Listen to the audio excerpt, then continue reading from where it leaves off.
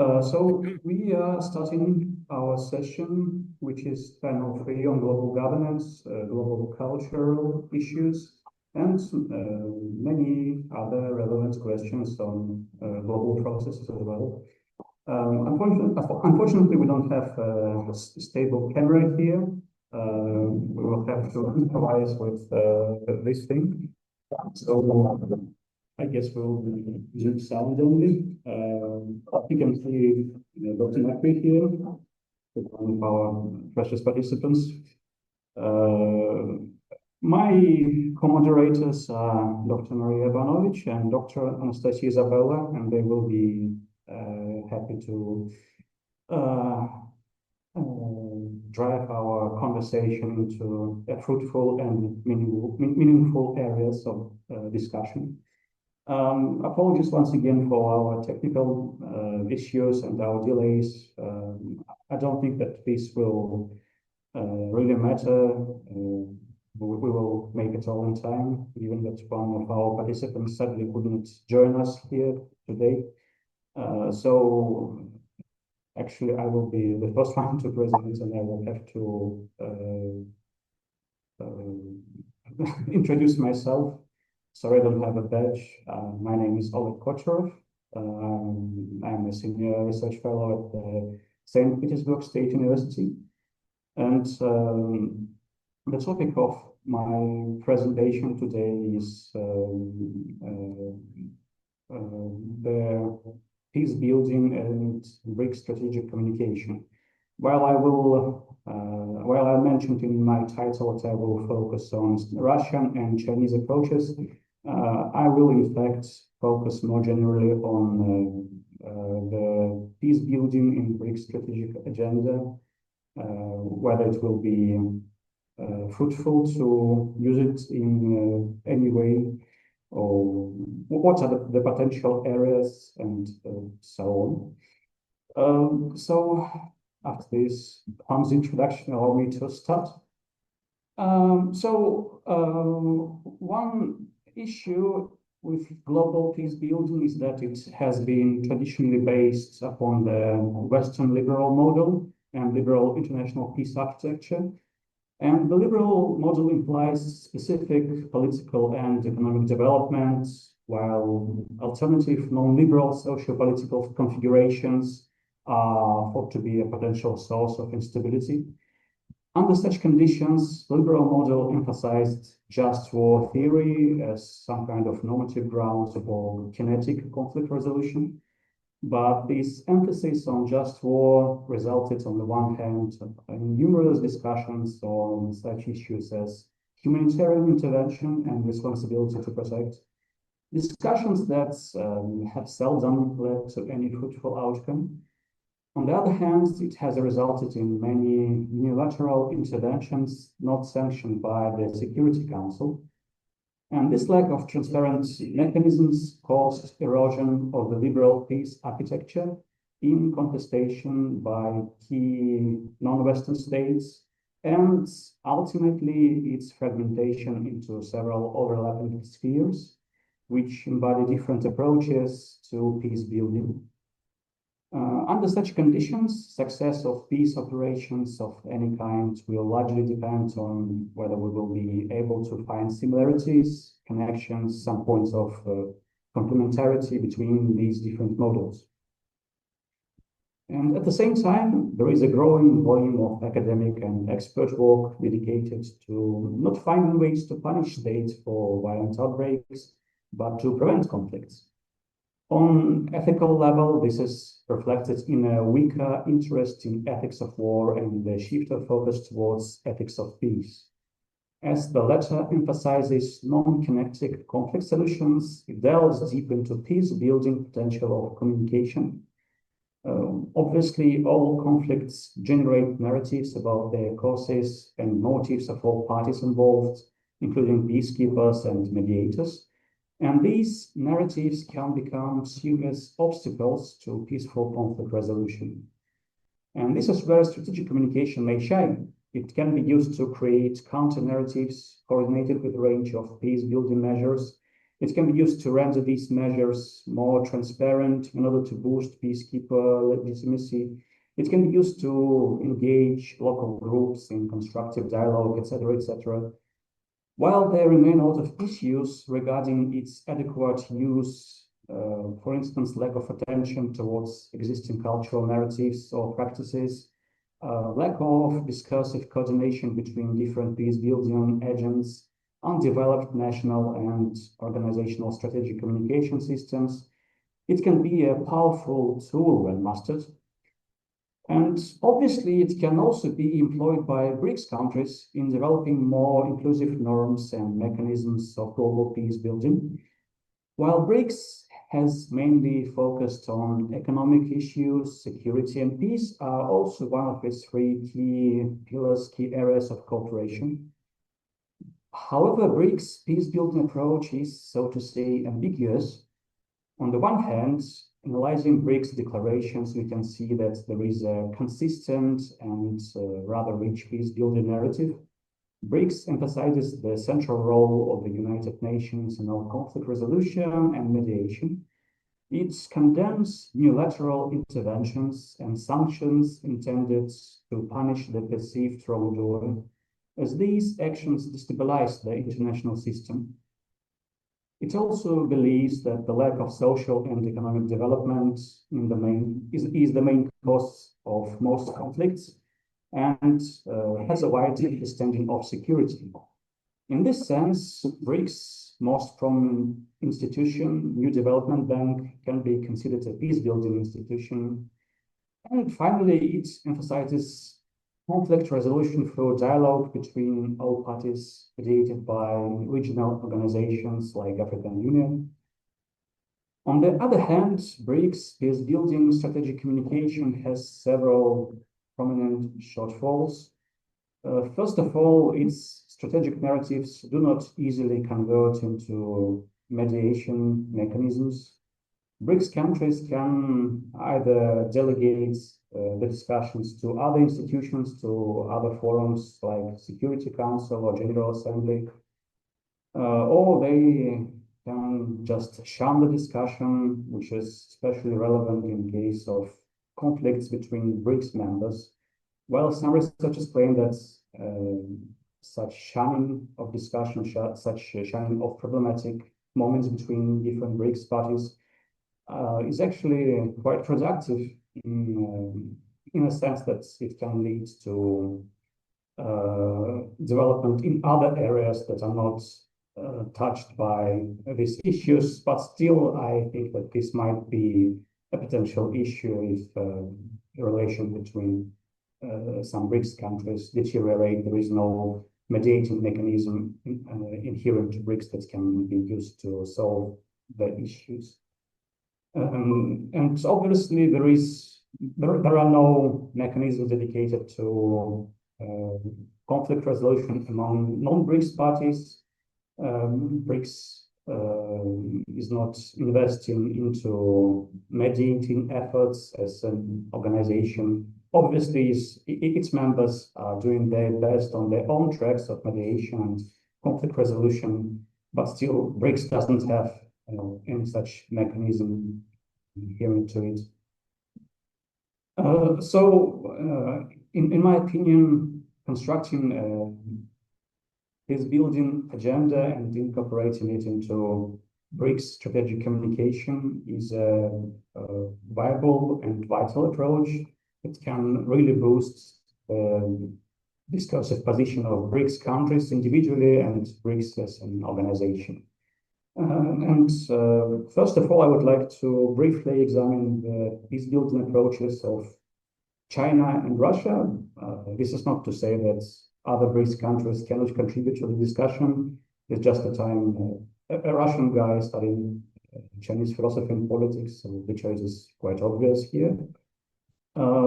So as for China, I would say that its peace-building approach is quite consecutive and is quite aligned with the general United Nations approach, although it emphasizes non-Western actors a bit more than the United Nations does.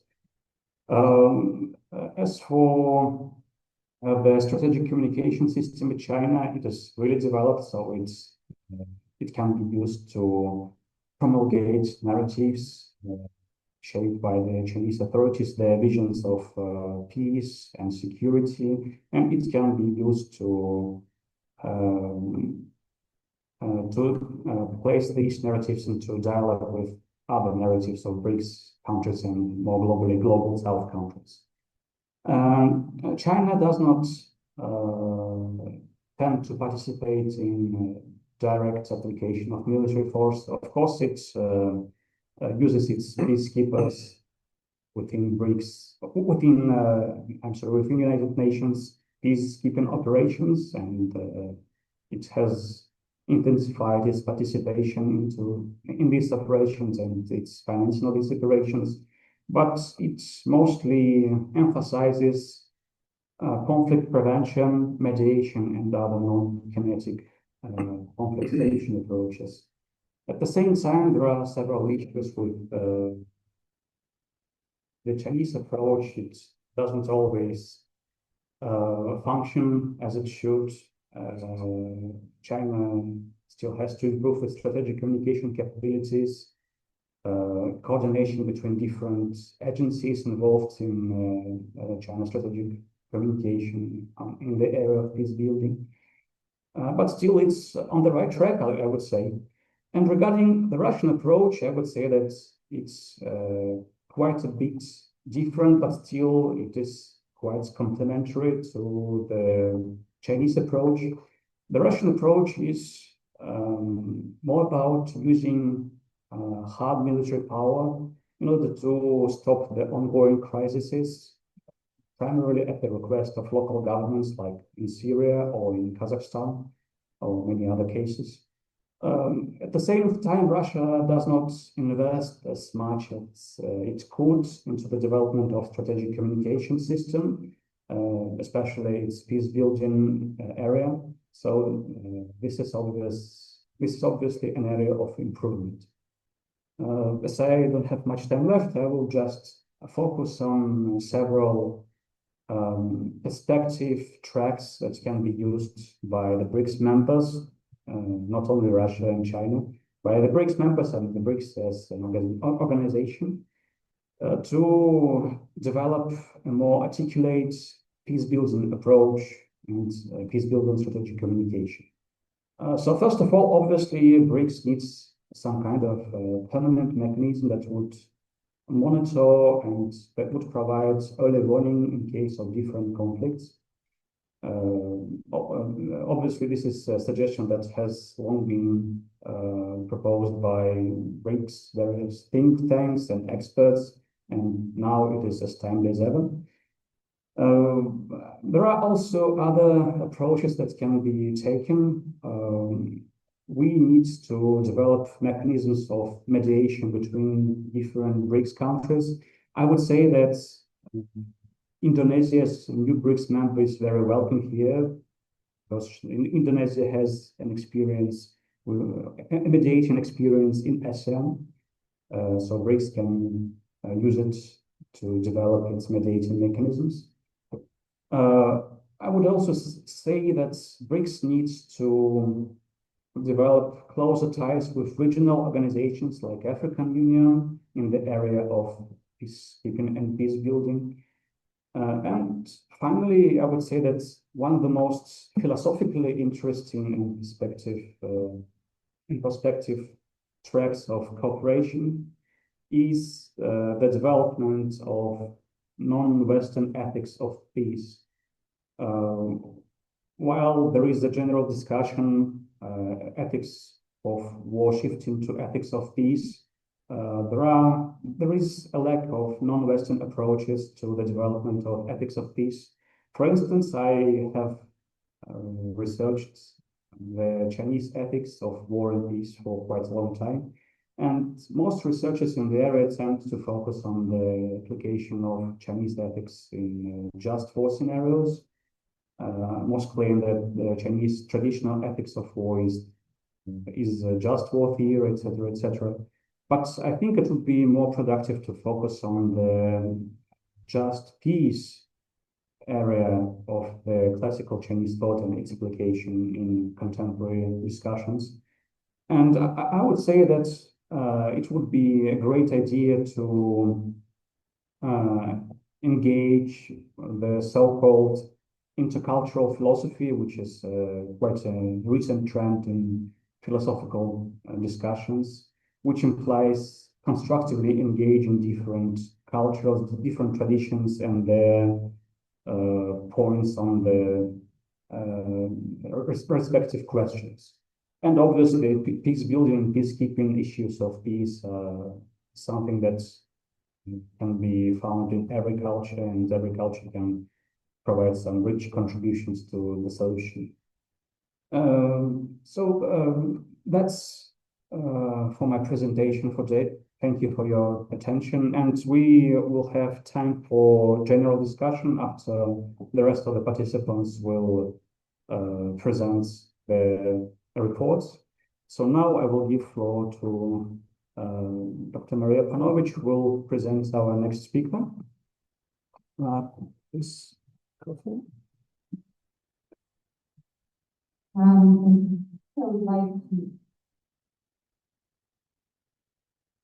I would like to present the next speaker, who is actually sitting on the right side of myself. That is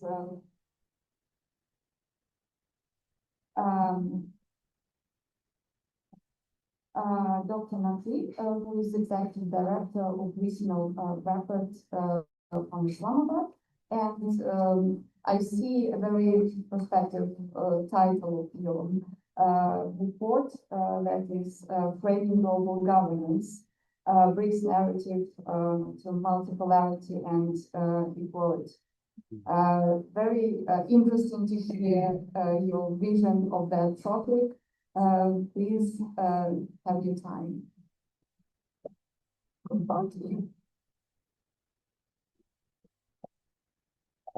Thank you very much, indeed, it's a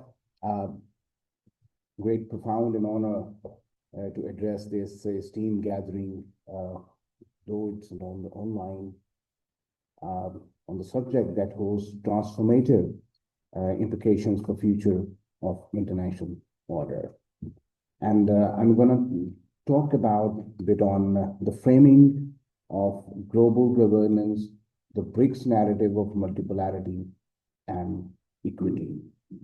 In the next 15 minutes, I'm going to critically examine how the BRICS as a coalition of emerging economies articulate a compelling alternative to existing global governance architecture grounded in multipolarity and equitable participation. So sequence of my presentation will be like, first of all, I would like to contextualize the global polar transformation, shift in global power from the bipolar to the multipolar world. Then I would like to present a bit on theoretical foundation of BRICS narrative. And the third one will be the practice of multipolarity, and then the principle of equity in BRICS discourse. I will shed light a bit on the challenges and critical reflections, and then in the conclusion. So let's begin with the contextualization. The first, it begins, we can start with the World War II, I think. Right after that, there will, we had seen the emergence of Western-led multilateral platforms, the Bretton Woods system, the UN system, IMF like this. And simultaneously, we see that there was the Cold War emerge between the two poles. Broadly, you can see the capitalist and the communist structures. So until the early 21st century witnesses the emergence of multipolarity, then a landscape increasingly characterized by diverse powers asserting influence.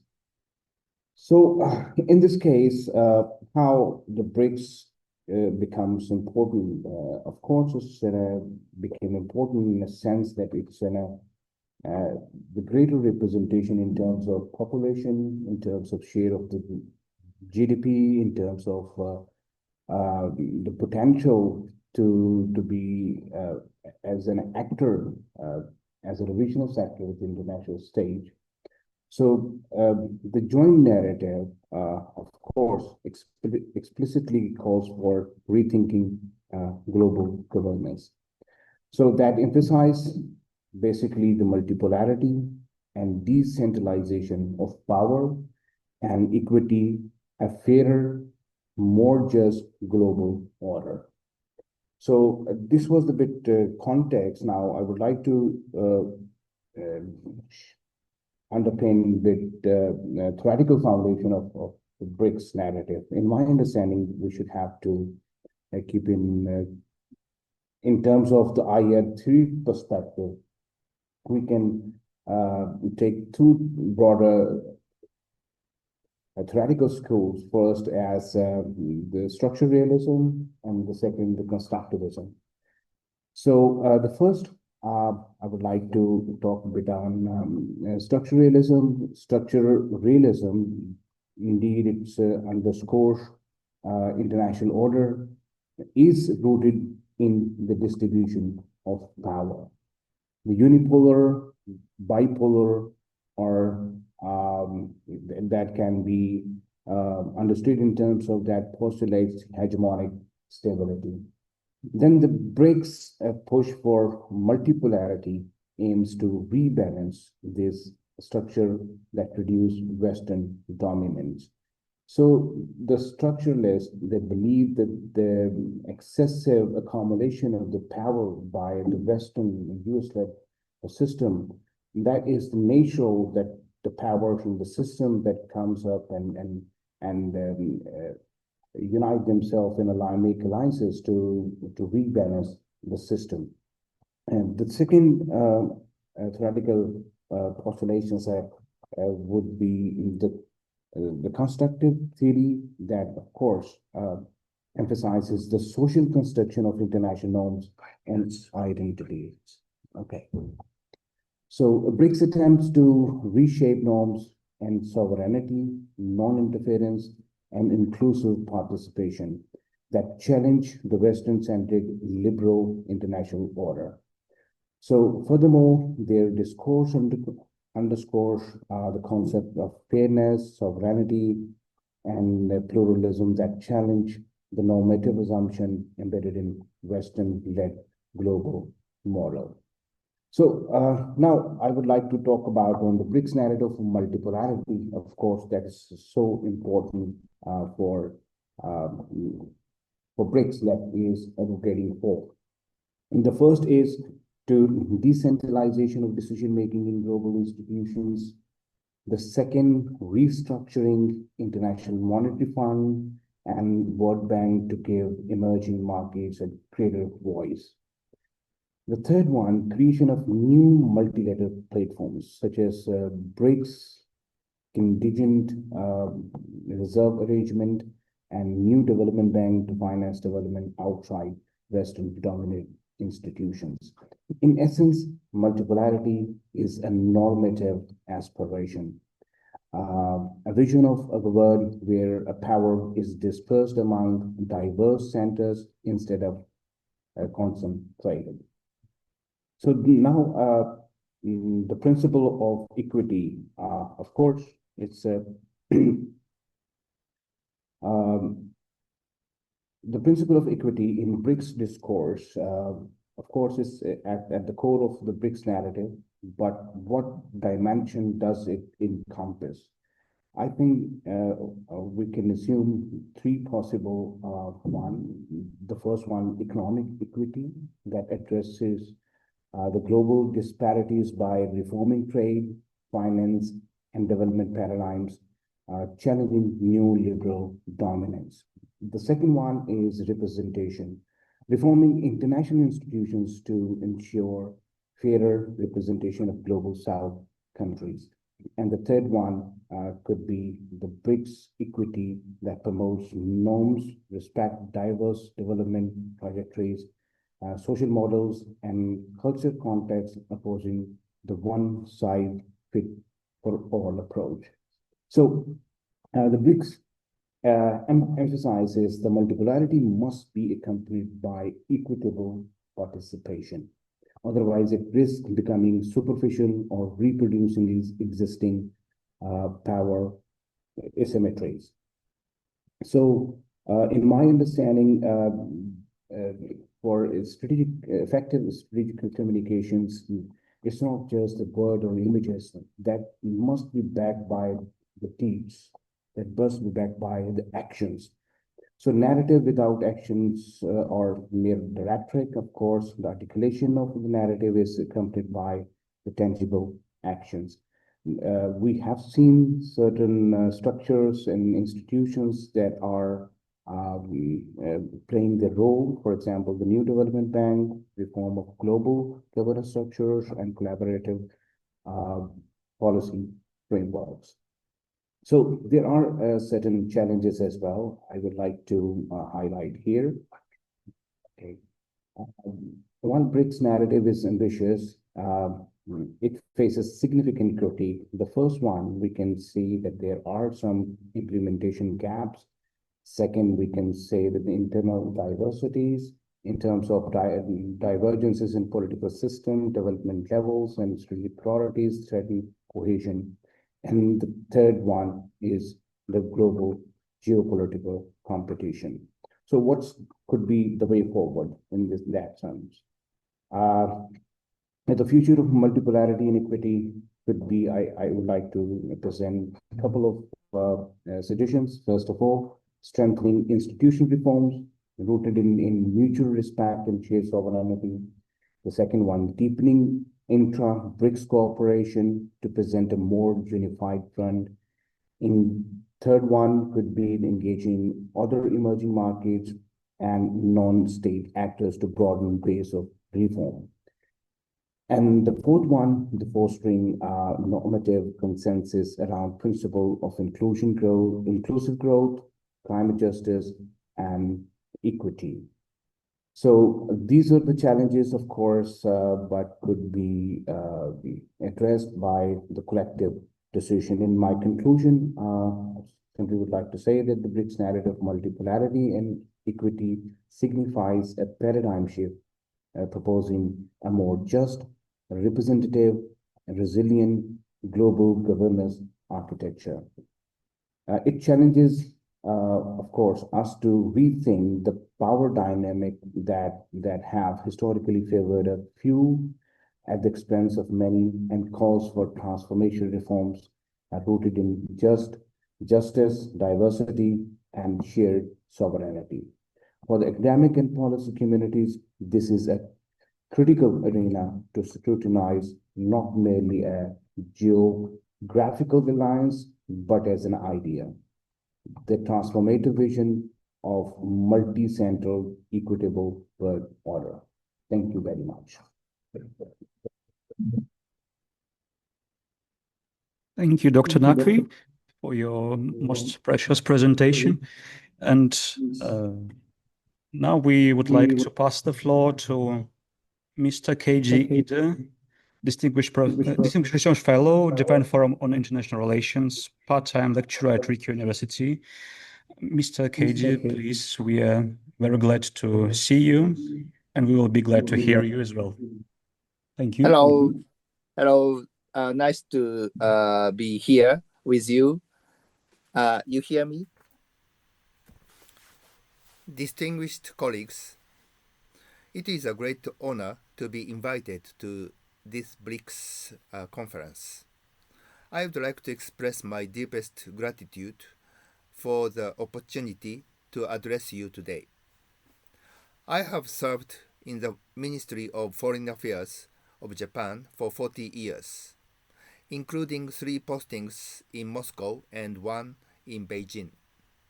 I am truly delighted to have this opportunity today to exchange views with so many friends, even virtually across borders. Today, I'd like to speak about what we should do at a time when our world faces the growing risk of fragmentation. First, how we should understand the present situation. Over the past 3 decades, since the end of the Cold War, we have enjoyed the fruits of peace. Instead of investing in military expenditure, we devoted resources to science and technology, which in turn drove the IT revolution. Supported by globalization and the rise of neoliberalism, the world experienced unprecedented prosperity and relative stability. However, this process also created divides between winners and losers. Following the global financial crisis of 2008, strong resentment and negative reactions emerged among those left behind. When Russia joined the WTO in 2012, the signs of global economic difficulty were already visible. China was viewed as one of the winners of globalization, yet it too faces complex domestic challenges. Today, many young Chinese are now studying in Japan and striving to build new lives there. A development that speaks volumes about their aspirations and anxieties alike. In the United States, we have witnessed a significant shift in foreign policy. The liberal and neo-conservative ideal of promoting democracy abroad has given way to an America First approach under the MAGA movement. At the same time, the rise of so-called tech conservatives has added a new dimension to American politics. The multilateral trading and investment system centered around the WTO is now under heavy strain. In this context, China's strong affirmation of its commitment to free trade is both notable and encouraging. In Japan, too, there is a growing backlash against globalization. Some argue that as global integration recedes, Japan should turn inward, accepting slower growth and modest living standards in exchange for insulation from a turbulent world. This, in effect, is a form of Japanese isolationism. Secondly, what should we do? I would like to propose 3 approaches. So allow me to outline 3 key responses to these challenges. First, we must strengthen our domestic institutions. Redistributive mechanisms should be improved to reduce inequality, and tax reforms are essential to stabilize fiscal foundation. Across the world, those who have lost out from globalization are increasingly refraining from having children, accelerating the demographic decline. This poses a major challenge to domestic governance everywhere. During my time as Japan's chief negotiator for FTA, Free Trade Agreement, talks, I sensed waning enthusiasm, both in Japan and globally, for advancing free trade agreements. social security systems are under enormous fiscal pressure. We must prioritize welfare over military expenditure.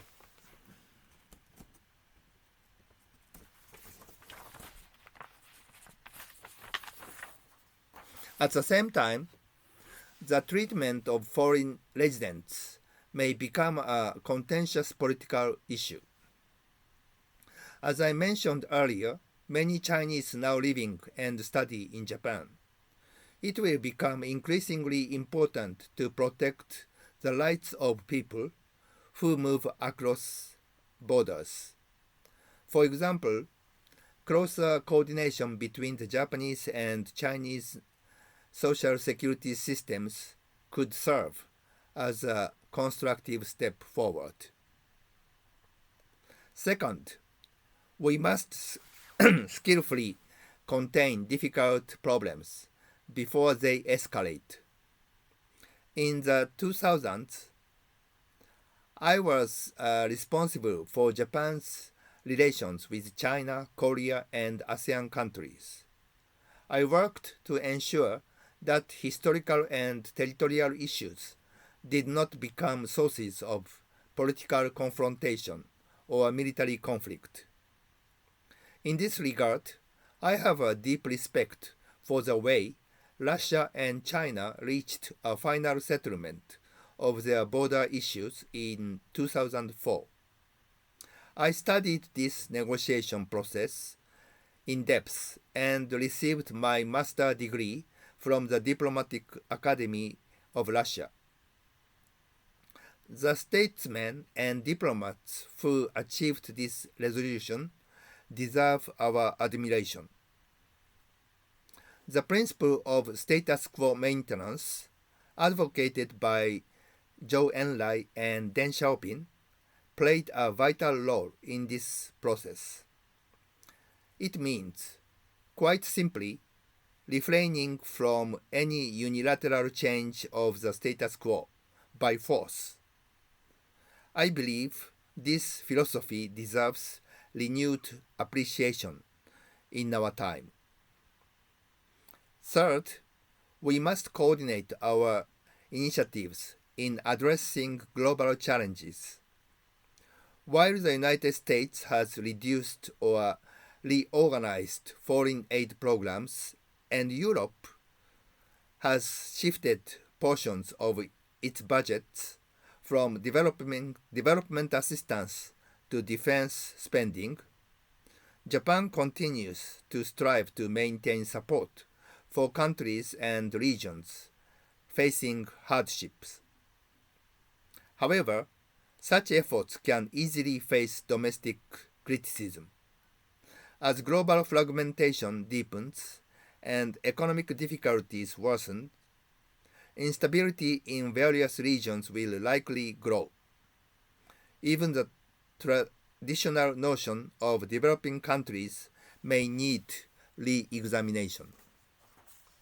China, too, appears to be making adjustments to ensure smooth progress of the Belt and Road Initiative. Regardless of which international frameworks or organizations we use, what matters most is that participating countries explain their policies openly, seek mutual understanding, and promote cooperation. Division must be avoided. Japan has also worked to build new forms of international collaboration. For instance, through regional initiatives against piracy in East Asia, which eventually led to the creation of an international organization. Today, artificial intelligence, AI, is emerging as another global issue of shared concern, including within the BRICS framework. Having worked for 3 years at the OECD in Paris, I can attest that this organization is actively addressing new challenges, such as AI governance. I believe that BRICS and the OECD and other international efforts can and should cooperate in this field, for example. Conclusion. In summary, I have discussed three interconnected areas. First, strengthening domestic institutions. Second, containing difficult problems through diplomacy. And third, coordinating international efforts to tackle global challenges. Three tasks are mutually reinforcing. We must halt and ultimately reverse the gears that are driving our world toward divisions. Step by step, we must move forward wherever we can. Thank you very much for your kind attention. Hey, good afternoon, everyone. It's really an honor to be here at the conference. And today my topic is navigating the anarchy problem in global strategic communication. I'm Yishen Zhu from Beijing Normal University School of Journalism and Communication. So anarchy is not a very dissimilar topic or concept to international relations theorists and scholars, I would imagine. And actually, I believe many of the scholars that are here today can be my teacher in this regard. And I borrow this concept generally from the different traditions of international relations, and most importantly from Wen's constructivist approach to international relations.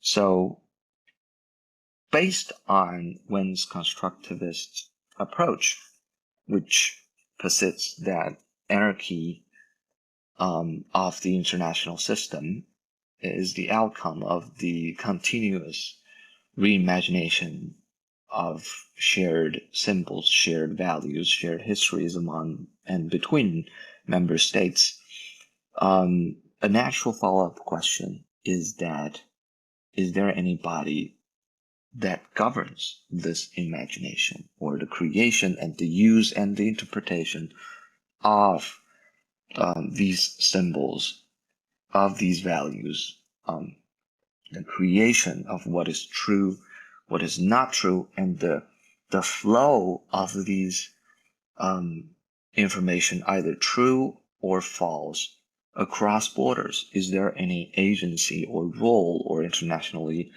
agreed upon standards that governs our behavior? I would imagine that the answer is there are some extent of coordination and there are some extent of shared values, but we are increasingly seeing, what we're increasingly witnessing is that the acknowledgement about what is true and what is false is dramatically polarizing within certain states around the world, within Western states, and also between developed countries and and developing countries. That really creates a barrier for all of us to agree on if something is true or something is false, something happened or something not happened, or does something have any effect on a bigger cause. So in this sense, I would like to argue that there is not a central authority to govern how information should be communicated. And there's the generally famous theory of saying that good information prevails in the market of ideas, and because it's true, because it's mutually beneficial because it's mutually respecting, and because it is good information. And that kind of theory, called the so-called market of ideas, might not be 100% true for what is happening in the world right now. And past researchers and even nowadays, I think there is a strong Western tradition in pushing Kantian moral universalism about communication practice, about how we can practice communication, how we can getting to know our audiences, our publics, how we can get in touch with them, how we can understand them, and how we can try to align our interest with them, and even to persuade them in certain areas, under certain circumstances. So I think this tradition has a strong characteristic of combining itself along with the economic globalization that has taken place in the past 3 or 4 decades. And it's really a great tradition, and it creates communicative standards for Western multinationals going into foreign lands and foreign states, and deliver their communicative practices about what is journalism, about what is media, and how should journalism and media works in tandem with local governments, with local citizens. There is a standard created by this trend, and it is really an important stream that we need to focus on. But what we're seeing today is that the Kantian moral universalism may be very useful in explaining part of the reality that we're seeing, but for certain types of social realities, it might not be the ideal way to emphasize some of the values that it emphasizes. And plus, promoting any kind of, I would say, promoting any kind of universal rule for strategic communication would violate one of the Kantian principles, that is autonomy. So I think what BRICS as a international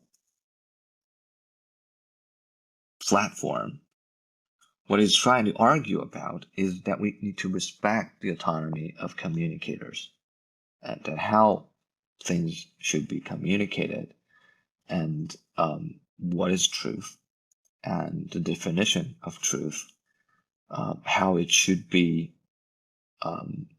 constructed, and how that power should be distributed among different social institutions, should be decided by the people of a sovereign country, of a sovereign nation. And also from another perspective is that we can learn much from the media system studies by Helena Mancini, who revealed that there are different ways to form media systems in countries. And their first book was trying to illustrate the difference between the North Atlantic, the Mediterranean, and the Northern European models of media systems. And their later book in 2012, and many of the studies that spun off from their original work, have been focusing on non-Western countries. And there is not a universal typology or categorization of these non-Western states media system. And why is that? I think the reason is very outspoken. It's because that comparing media systems beyond the Western world should focus more on trying to find out what are the defining differences than rather to think about categorizing them. We need to understand that many of the media systems or communication systems in societies beyond the Western world are fundamentally adopting a different philosophy to those of Western media systems. So there are two things I think that forms a dilemma within media governance or to the task of creating a unified or coordinated, not unified, a coordinated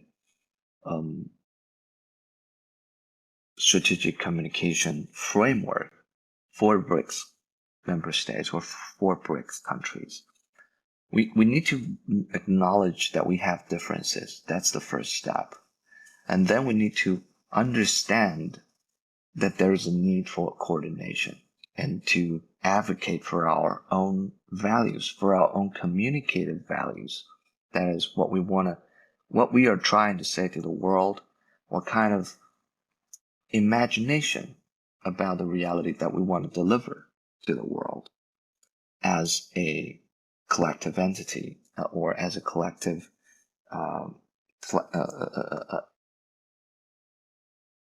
platform, right? So by doing this, I think we need flexible governance models and only with mutual respect, with respect to each entity's sovereignty and independence in making strategic communication decisions, can we achieve a cooperative strategic communication framework. So here, this study proposes a phased framework for BRICS strategic communication. The first one is to build trust among epistemic communities. We need to come together as scholars and researchers and try to understand that there are diversity in our communication norms. We need to research them and try to understand why communicating certain stuff would be acceptable in one member state and, well, not being acceptable in another member state. Where are our boundaries and where are our comfort zones? And I think this is the first step in getting together in this task. And I think phase two is then coordinating sectorial infrastructures. And since BRICS is heavily focused on economics, I would imagine that we want to develop some kind of digital infrastructure collaboration frameworks. For example, maybe we can have joint efforts to build digital infrastructure, such as a co-owned platform, social media, influencers accounts, and even campaigns that focusing on BRICS content and promoting BRICS values. Or if there is no unified values, we can start, promoting BRICS projects and BRICS, initiatives as a first step. And we also maybe want to have some shared monitoring tools. Monitoring is a strong word, and it is actually not a bad word. It's just a very devalued way to describe that we want to have data. We want to share data among all stakeholders that we on topics that we focus on. So media communicators in different member states can know what to promote, and they have content to create, to talk about, and to discuss. And I think that is hugely important. And also the media sector should stand out as well. And I think there should be collaborative media projects that accompany collective initiatives and projects that emerge in the BRICS collaborations. So phase 3, and if we're lucky enough, and I think when the time arrives, and I think there is the necessity, maybe this is in the longer future, but BRIC members can work together to build a unified collective identity and something that we all believe in. I think that is that would be, taking us to the next level. If we believe in the value of developing things, if we believe in the value of practically building things, if we believe in the value of helping, that goes into a more political field. But what I mean here is that we may want to have some common values built and try to strengthen that, and to get us out there as a communicative presence. So thank you very much for listening, and this is pretty much my presentation. I think I'm a little bit over the time already. I thank you very much for your attention, and hope you have a very nice day. Thanks.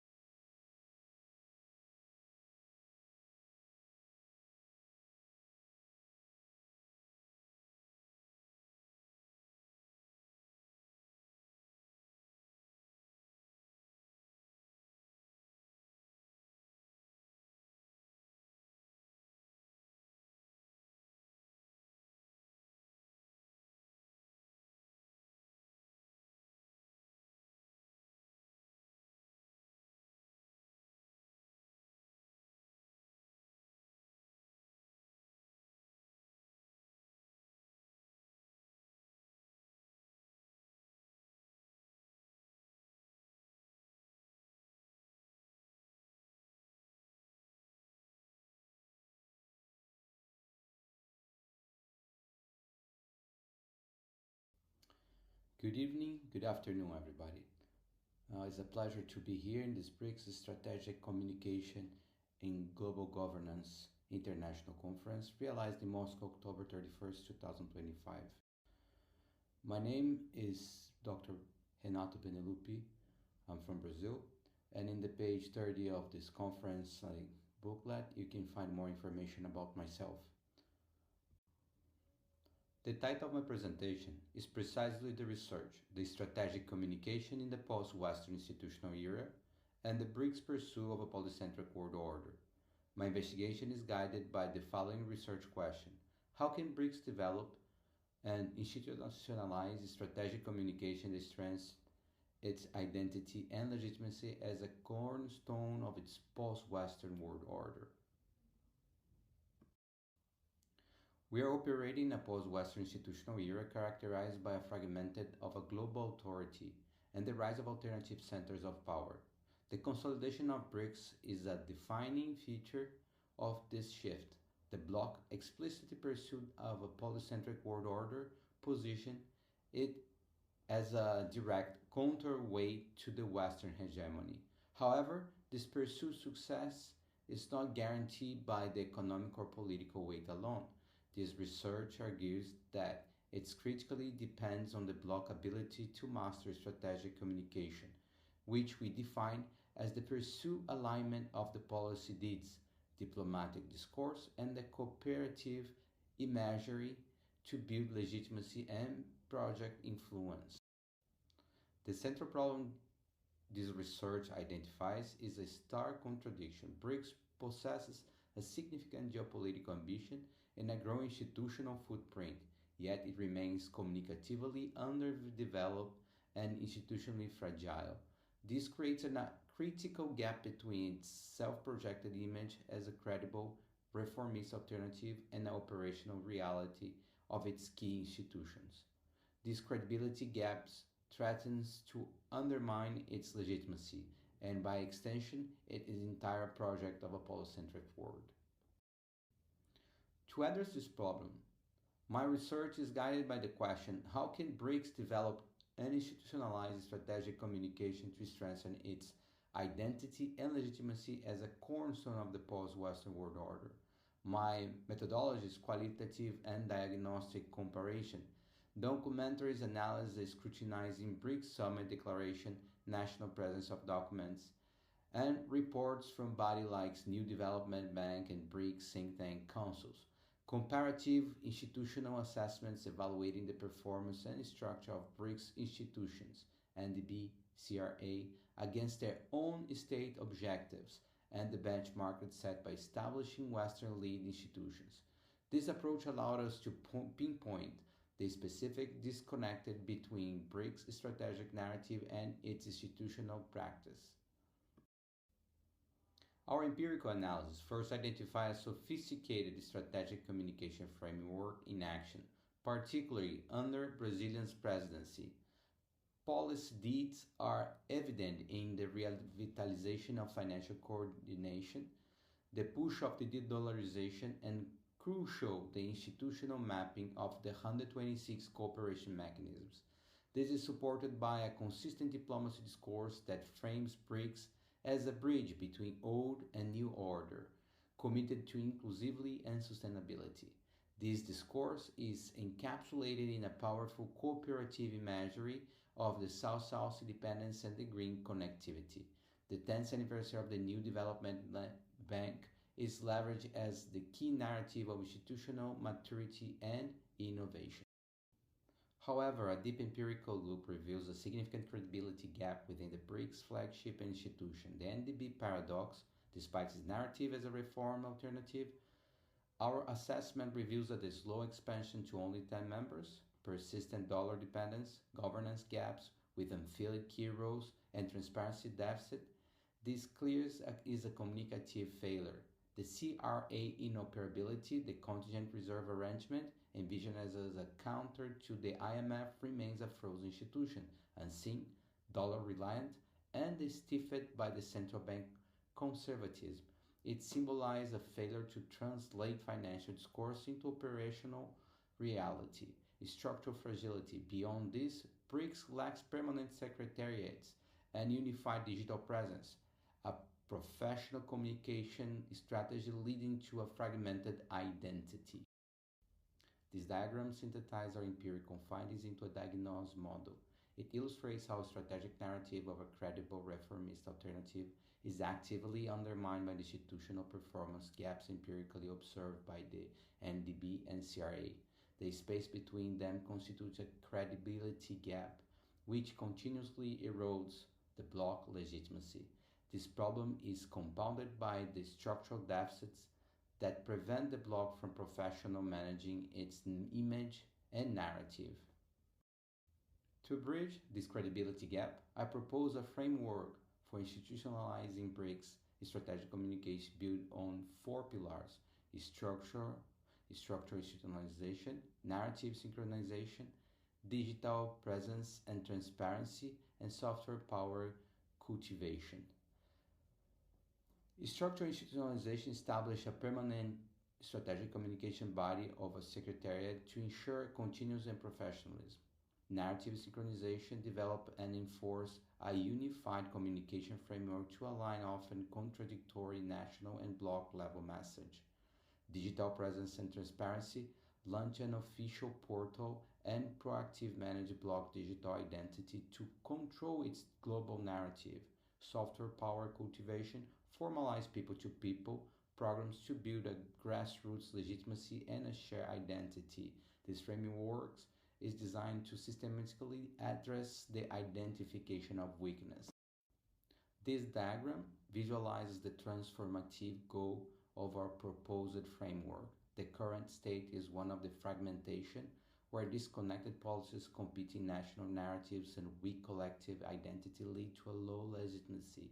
Our proposal model creates a system of integration.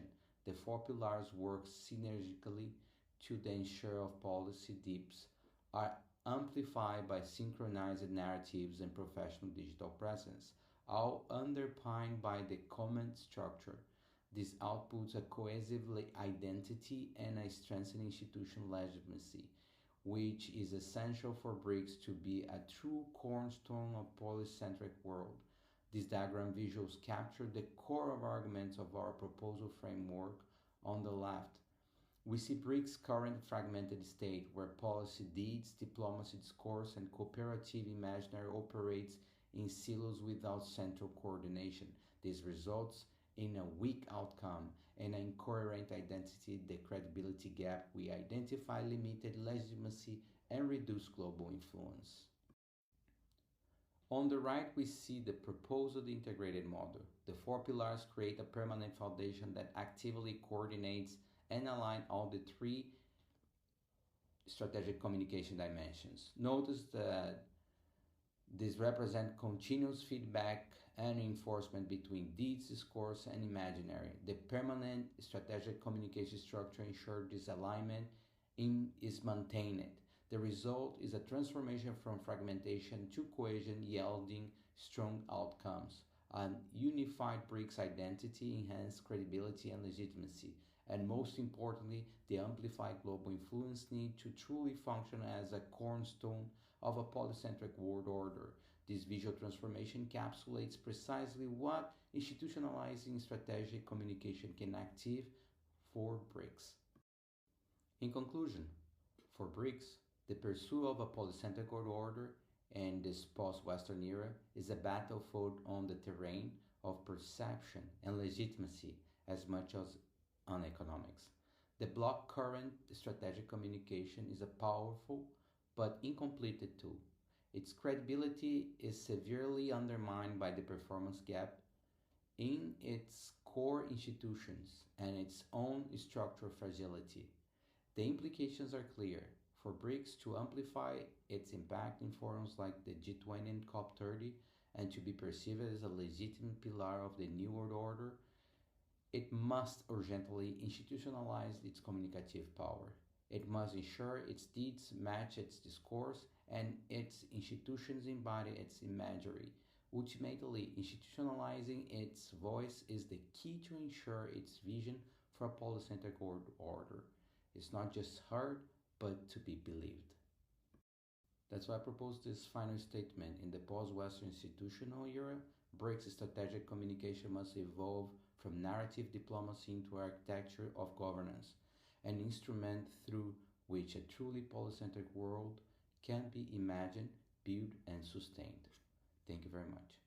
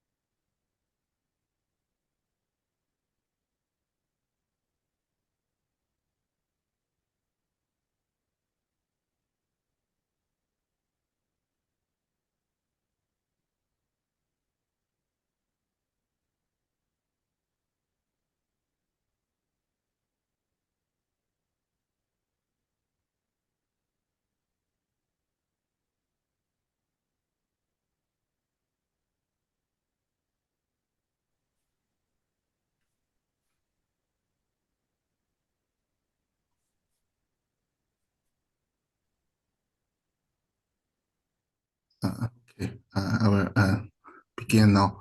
Thanks for the invitation. I'm Han Lo from Peking University. The subject I would like to present is the Luxembourg paradox in the New Development Bank.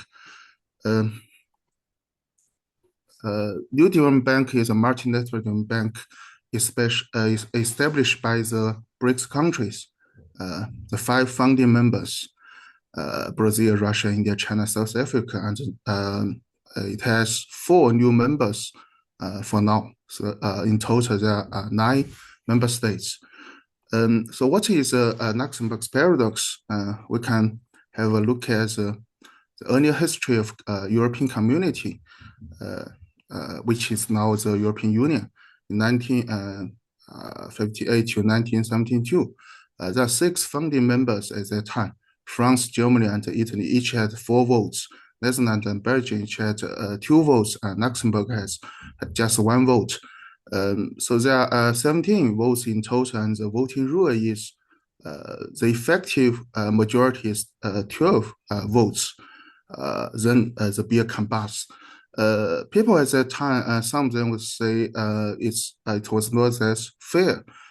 Luxembourg may be overrepresented because the population of Luxembourg is less than 1% of that of France and Germany, but Luxembourg's voting weight is 1/4 of France and Germany. But after a simple computation, we would know that the 1 vote of Luxembourg was totally useless because except Luxembourg, there are 5 members at that time. So there are 3 situations. If the affirmative votes in total is more than 12, so there's no need for to win the Luxembourg support. It's already effective majority. If the total affirmative votes is less than 8, even plus Luxembourg's vote is still not enough. 10 votes is the most close to win, but even if Luxembourg join, just 11 is not enough. So there's no losing voting condition. With the support of Luxembourg, then it can win, it can pass the bill. So for any member state at that time, when they try to get the support of other members, try to exchange resource, try to convince, persuade other countries, no one would think of Luxembourg. So it's like a dummy. Luxembourg cannot play as a key voter under any voting combinations. A key voter means if the member vote affirmative, the bill can pass. If the member vote negative, the bill fail. Under no circumstance, Luxembourg can be the key voter. And the Luxembourg situation, and there have been several widely used power indices used to measure the voting power. I would like to distinguish between voting weight and voting power.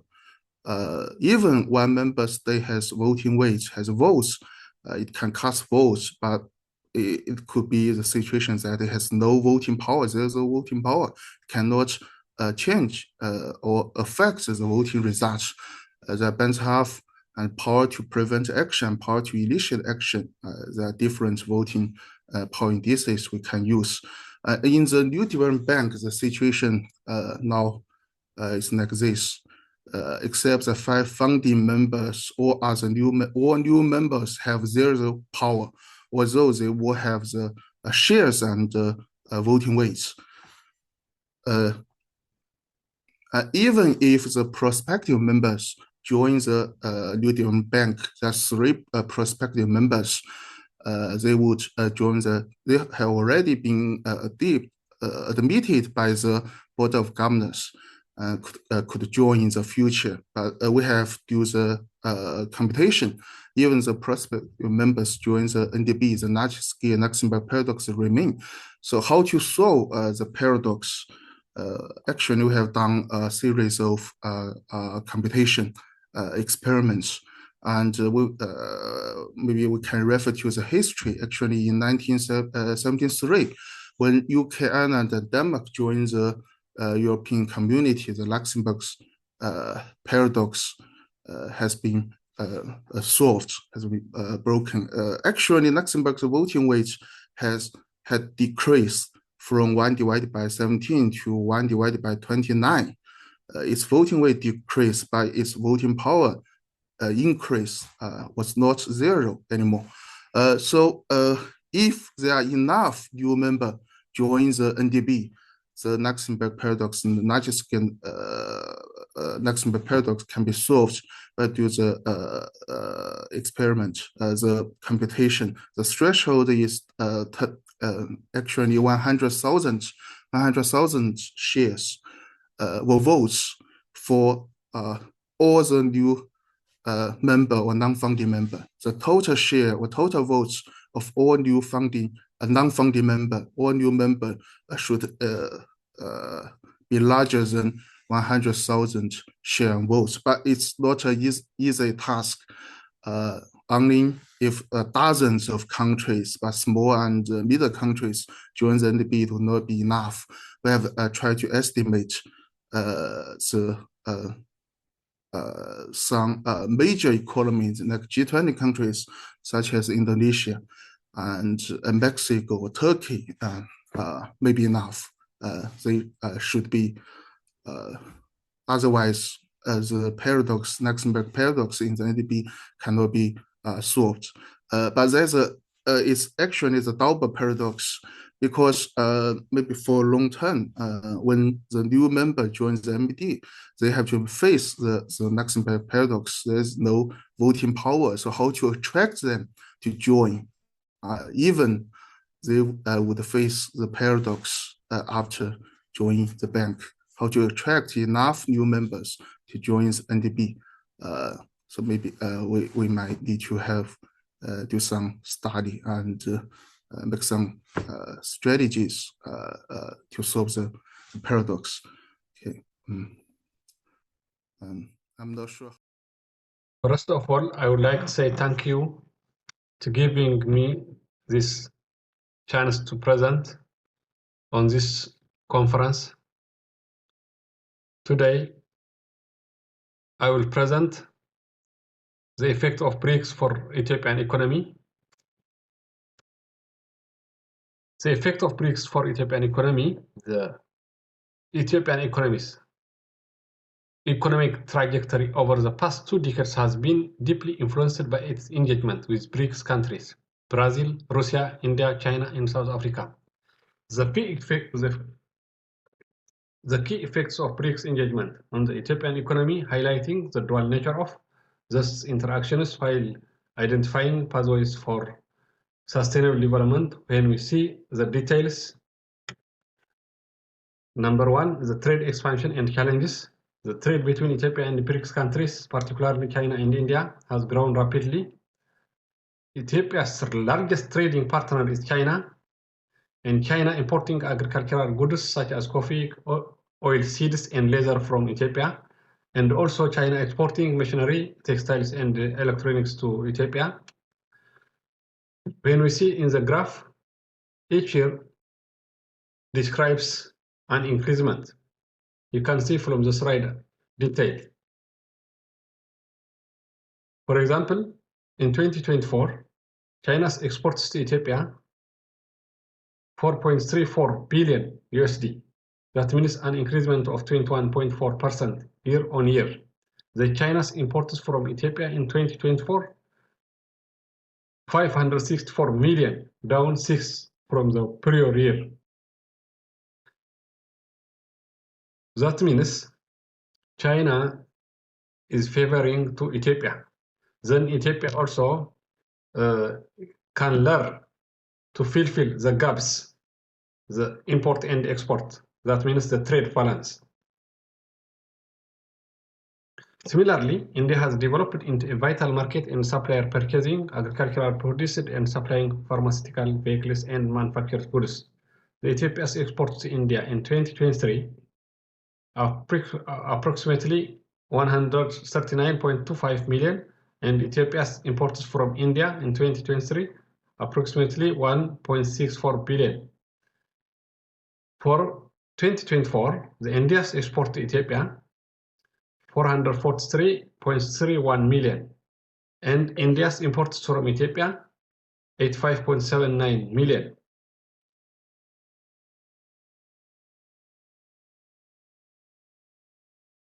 Investment and infrastructure development.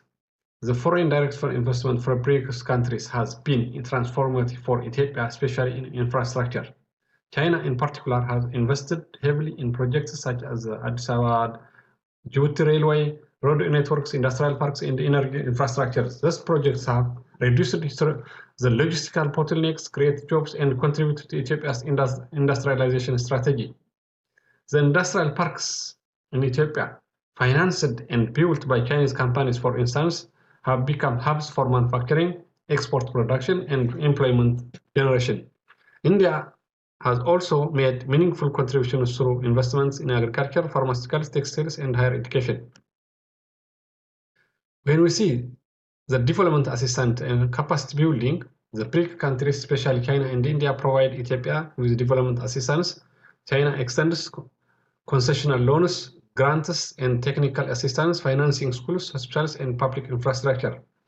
India contributes through credit lines, scholarships, and technology sharing initiatives such as Pan-Africa e-network project, which has expanded access to higher education and healthcare services through digital platforms.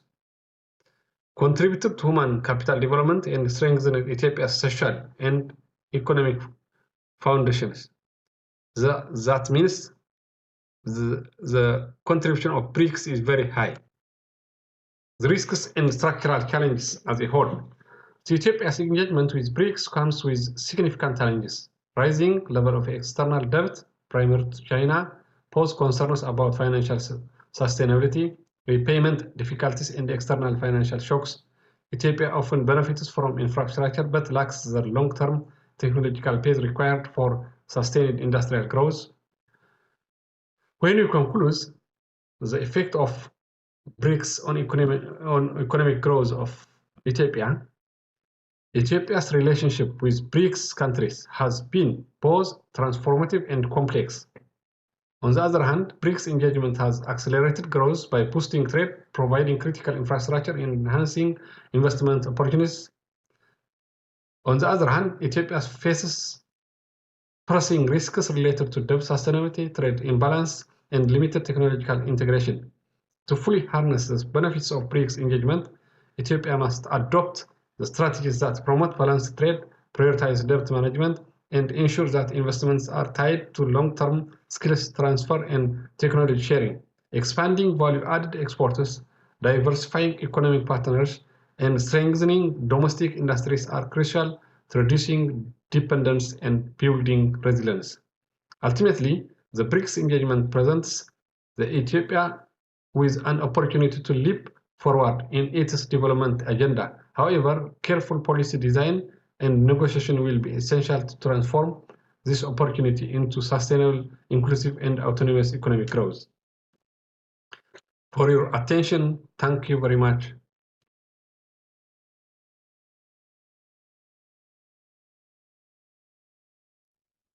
Hello, dear colleagues, can you hear me?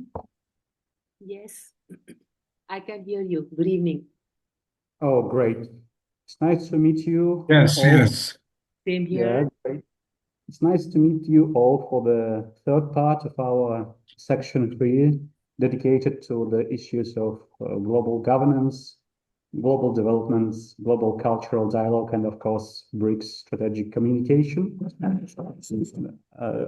Unfortunately, the other moderators of the session are a bit busy, so I will be the one hosting you at the moment.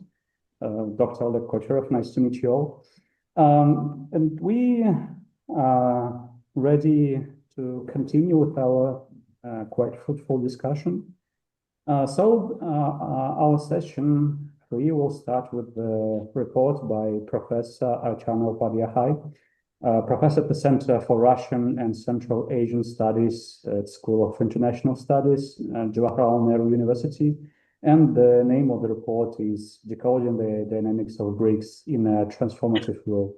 So, Professor, you are most welcome to deliver your speech. Yeah. Thank you so much. Friends and colleagues, a very good evening. At the outset, I would like to congratulate the organizers of this conference on BRICS Strategic Communication in Global Governance for giving me the opportunity to participate in it. I will be speaking on decoding the dynamics of the BRICS in a transformative world. I start by saying that there is no doubt that the global order is undergoing massive transformations. The world is witnessing profound changes that were not witnessed in more than a century. These changes are driven by the rise of developing countries or emerging economies, as they are called, particularly countries such as India and China. Correspondingly, there is a relative decline of the US and the West. And the global order that was formed after World War II was an international order that primarily centered around the United Nations and was dominated by the US and the West, and hence was considered by the developing countries as an unjust and unfair order. And since the 1960s and the 1970s, developing countries have made demands for the establishment of new political and economic architecture, but more in the nature of reforms in the UN that would truly achieve multilateralism. The Group of 77, the SCO or the Shanghai Cooperation Organization, the BRICS have all made such demands from time to time. For countries like India and China, it is more about achieving a multipolar world, that is, world multipolarity. While China hopes to build a community with what it describes as a shared future for the world, India hopes to achieve a multipolar Asia and a multipolar world, with multipolar Asia being the prerequisite for a multipolar world. As a strategically autonomous country with enlightened national interests, India would not like to accept the role of a junior partner in any global arrangement. It needs to be noted that in the 80th year of the formation of the United Nations, the institution that symbolized the triumph of diplomacy over destruction finds itself confronting a world that questions its very relevance and the very premise of its multilateral engagement. This erosion of multilateralism comes at a time when the world is desperately in need of a coordinated action given the ongoing wars and conflicts all around. At the core of multilateralism is the belief that global problems require global solutions negotiated through institutions that give voice to all nations. But today, this very system appears to be fraying. The decline of the US commitment to the UN, the rise of regional blocs, and the fragmentation of diplomatic norms have all weakened the multilateral fabric. The crisis of multilateralism is not just institutional, it is also philosophical, in the sense it reflects a deeper tension between global interdependence and national sovereignty. And the future of multilateralism depends not only on reforming institutions, but also on rebuilding legitimacy. A multilateralism that is principled yet pragmatic, inclusive yet effective. Multilateralism may be fraying, but it is also evolving. And it is in this context that BRICS becomes very, very important. The role of BRICS in reshaping the dynamics of global governance has been at the center of global political discourse in recent times. Clearly, this grouping has become a formidable political force in the last 2 decades, driven by the desire to create a counterweight to Western influence in global institutions. With the group's expansion in 2023 and 2024, the BRICS now has 11 members: Brazil, Russia, India, China, South Africa, Egypt, Ethiopia, Iran, the UAE, Indonesia, and Saudi Arabia. And 9 other nations have been officially designated as partner countries. Some 2 dozens have either been invited to join or have expressed interest in doing so. This clearly exemplifies the growing heft of BRICS, with a clear focus on better cooperation among global South countries. In the words of the Indian External Affairs Minister S. Jaishankar, and I quote, "BRICS itself is a statement of how profoundly the old order is changing, and significantly, the economic and political rebalancing that it aims for allows a credible push towards multipolarity." He further emphasized that the defining feature of the BRICS is that it makes a huge difference, huge impact by expanding independent platforms, widening choices, and minimizing undue reliance on systems that can be leveraged. Now, the expansion of the BRICS, therefore, has been touted as a defining moment, heralding the dawn of post-Western world order in which the global majority is finally empowered. This expansion has come with a range of geopolitical implications. First, it represents growing economic and demographic heft of the BRICS. The 11 countries comprise more than a quarter of the global economy and almost half of the world's population. On paper, the BRICS Plus has the potential to become a major geopolitical and geoeconomic force. How? Well, the bloc already boasts about 45% of the world's population. It generates 35% of the global GDP as measured in purchasing power parity. It produces 30% of its oil. The group has embraced networked minilateralism, launched transnational partnership and working groups on shared interests from energy security to health, climate change, sustainable development, and technology transfer. BRICS, therefore, is well placed to challenge Western dominated institutions of global economic governance as well as displace the entrenched role of dollar in the world economy. No wonder many analysts have depicted BRICS expansion as a watershed moment in the shift to a more egalitarian international system. The group is also poised to exert influence over the wars in the Gaza Strip, in Ukraine, and in the changing of the global economic system in the competition between China and the West, and at efforts at transitioning to clean energy.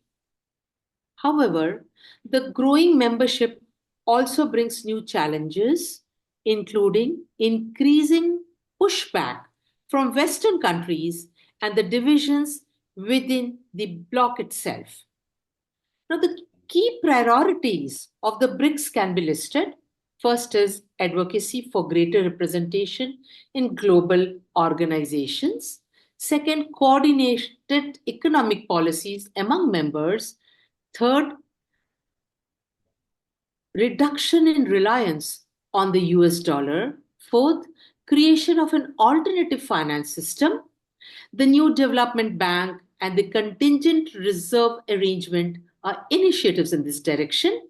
And fifth, members believe that alternative lending institutions can boost South-South cooperation, and reduce dependence on traditional funding sources.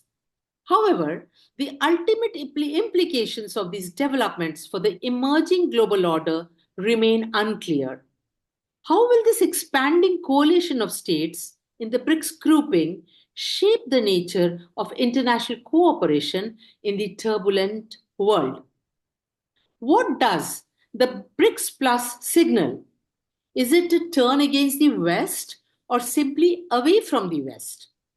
There is also a sense that the evolution of the BRICS into a coherent anti-Western bloc certainly complicates the prospects of multilateralism. How? Well, by deepening divisions within the G20 and also the United Nations. Professor, 2 President minutes. Trump's confrontational approach towards BRICS makes this a possibility. Analysts have also pointed out that the group's heterogeneity, which will only increase as the coalition expands, would also mean that most BRIC members and aspirants have no desire to create a world of rigid blocs. The coalition will be more of a useful platform and a vehicle to pursue reformist aims with openness to cooperate with Western countries on matters of common concern.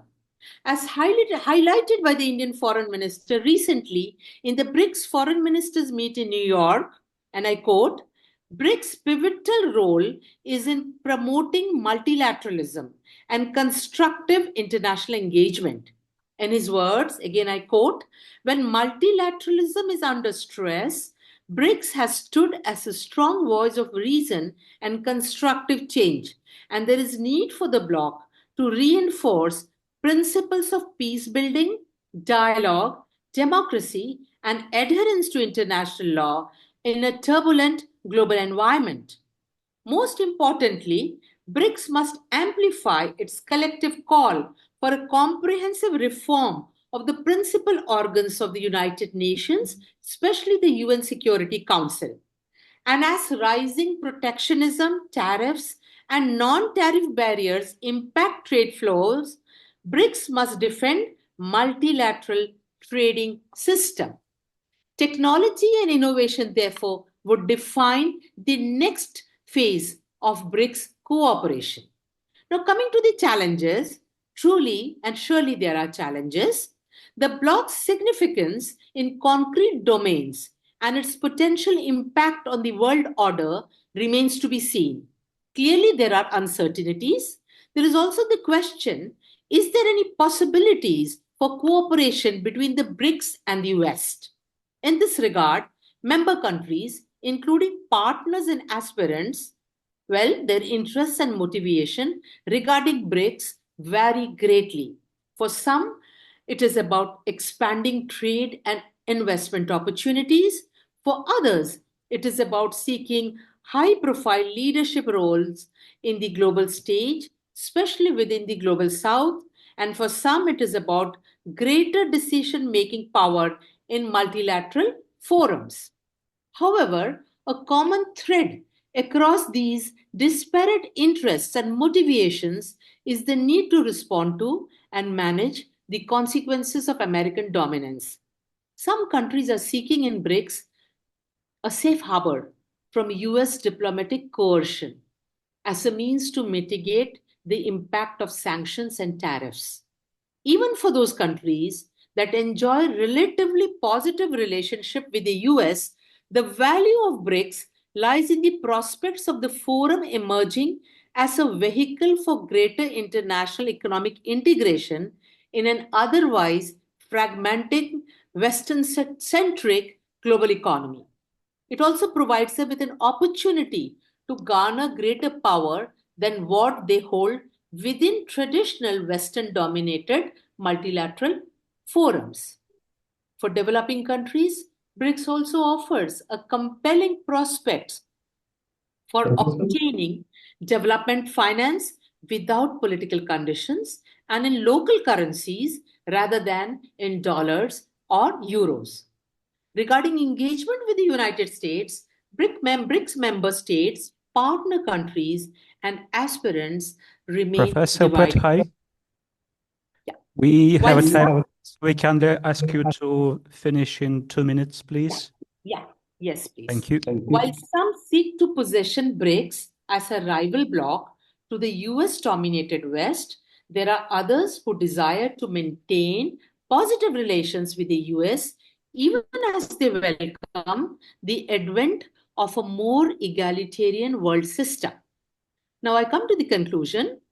Well, the individual aspirations of the member and partner countries, whether to create a more egalitarian mode of global governance or to hedge against Western instability while maintaining a geopolitical neutrality, or to participate in an alternative international economic system outside the reach of American sanctions, hinges on which vision of the future world ultimately wins out. Where India is concerned, under its upcoming chairmanship of the BRICS, the Indian Prime Minister has affirmed that people centric progress of the grouping will be taken forward through a new definition of BRICS. And in his words, this new definition would be building resilience and innovation for cooperation and sustainability. BRICS means B for building, R for resilience, I for innovation, C for cooperation, and S for sustainability. Thank you. Thank you for your patience.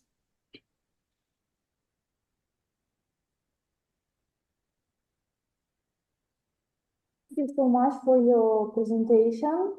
Thank you.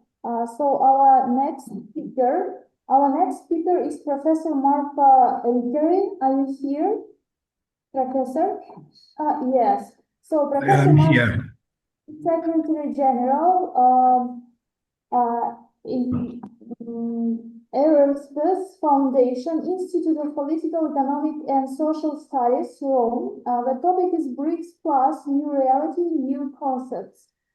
Please, it's your floor. Thank you.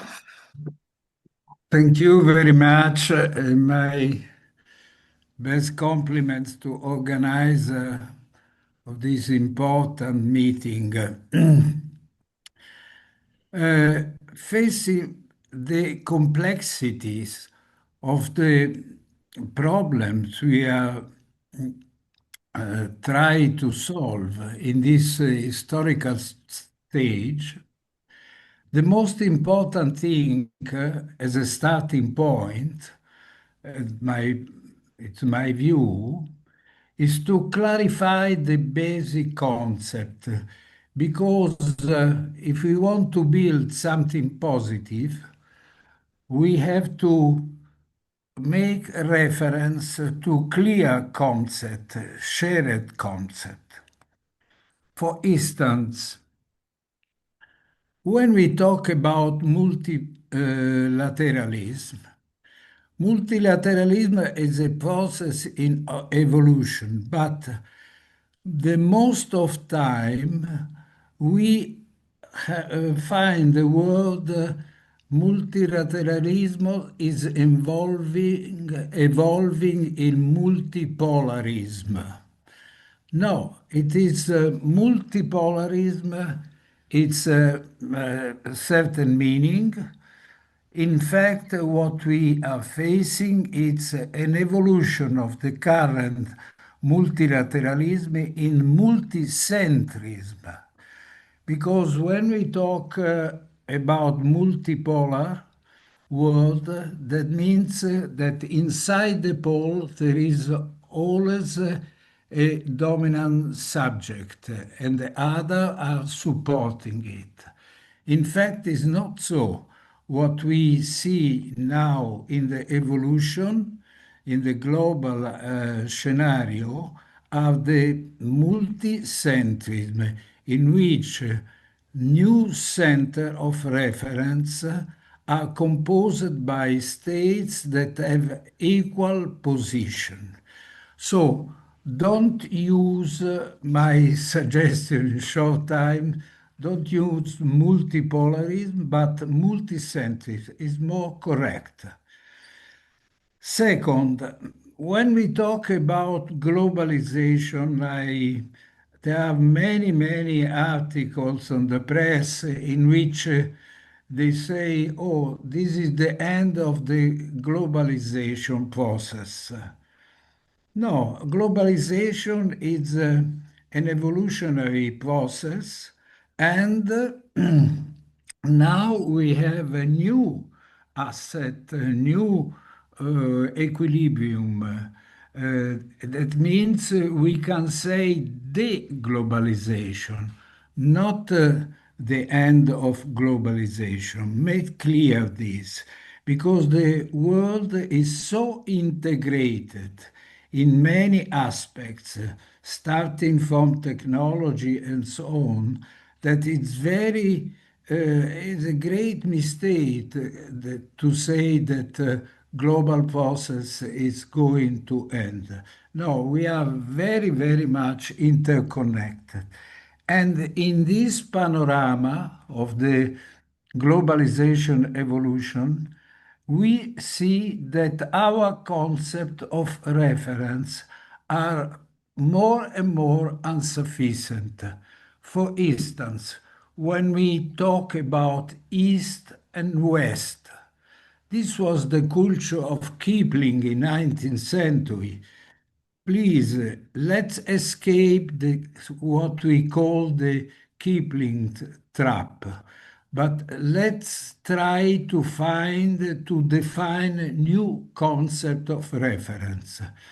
In my view, in our research, in our discussion that we have in Rome, many scholars say it's no more sufficient to to use West and East, North and South, South, South, Global South. These are insufficient concepts. So the third element that I want to call your attention is that of governance. Governance is completely different concept than government. Government means the laws and the rule based on the delivery of the premier, government, parliament, and so on. Governance means that the regulatory system is defined with the participation of private and public partners. Is another word, in another way. And this is important because in all the documents from the United Nations to the documents of BRICS, we use the term governance. That means to define the rules in cooperation between public and private actors. Last but not least, we use let's clarify the concept change and transformation. We use this word in ambivalent meaning. Change is one thing, transformation is another concept. Change means I'm going in a way, find obstacle, try to remove it, and proceed in the way that I know, making trust in the experience of the past. Transformation means that I arrive to a crossroad. I have in front of me two, three possibilities, two, three ways, and I have to decide what is the best for the future. So now in our society, at international and national level, we are at a crossroad. So we are in a transformative situation. And we have to decide what kind of way to start for the future. So I think that the scientific community has the duty to clarify well the basic concept. The second passage, let's clarify the goals of our activities. What we have in common, our states have in common.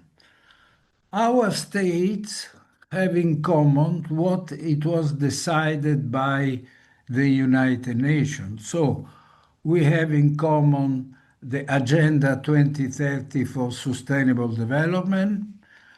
We have in common the Pact for the Future.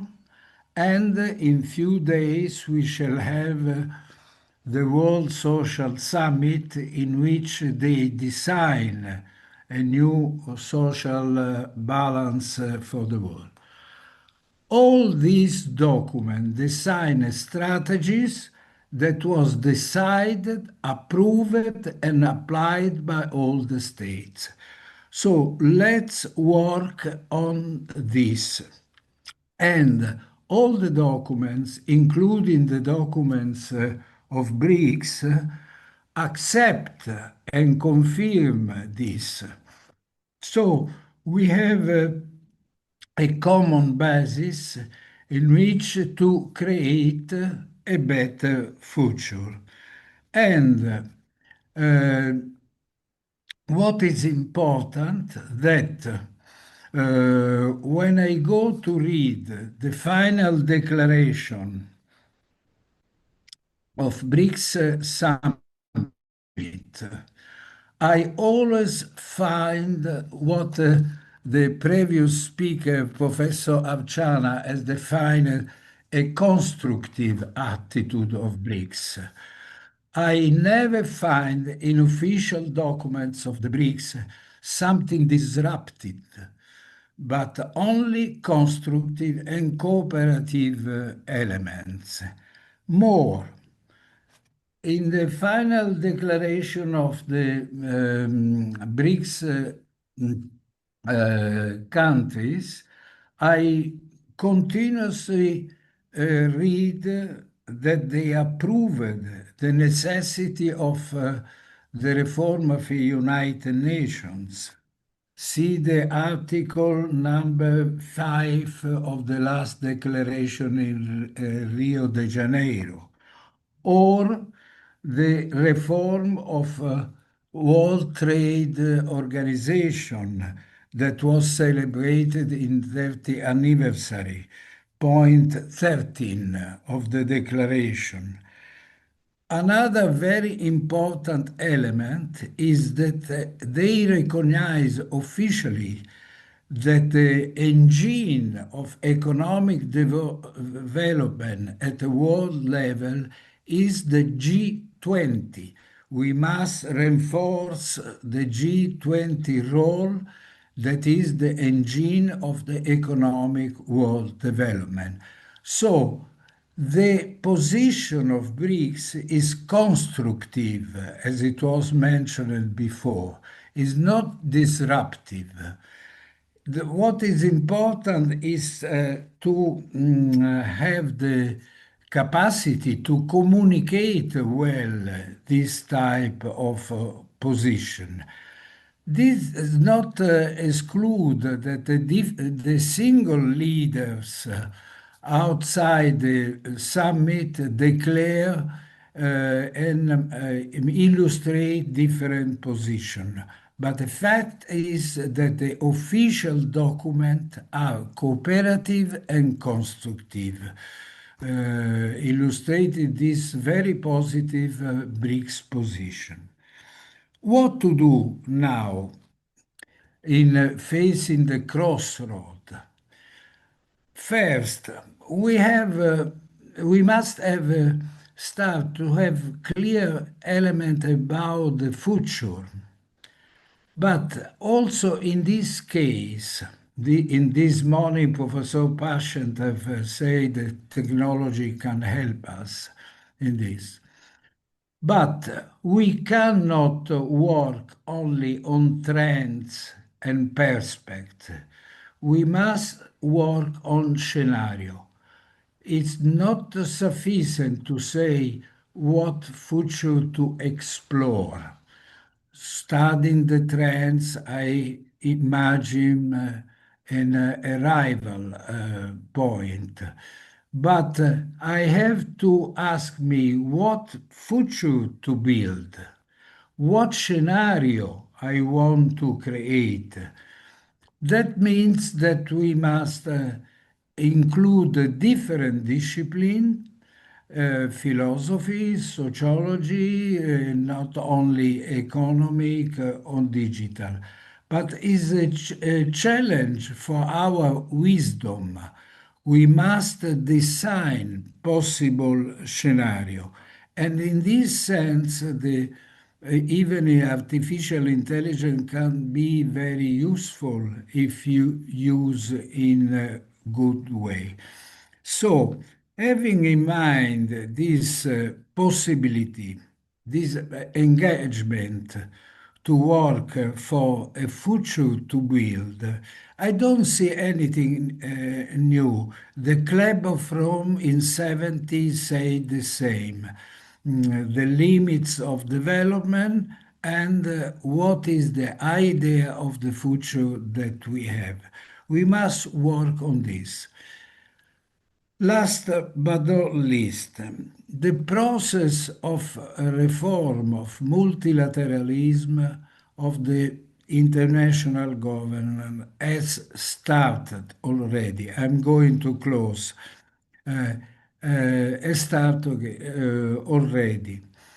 15 October, the Assembly at the United Nations started to discuss the reform of United Nations organization. Okay, this reform is based on document in progress.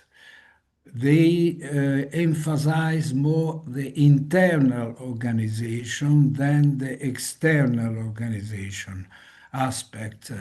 So the efficiency of the structure, how to reorganize different agency better than to change the situation of Security Council. But the process is started.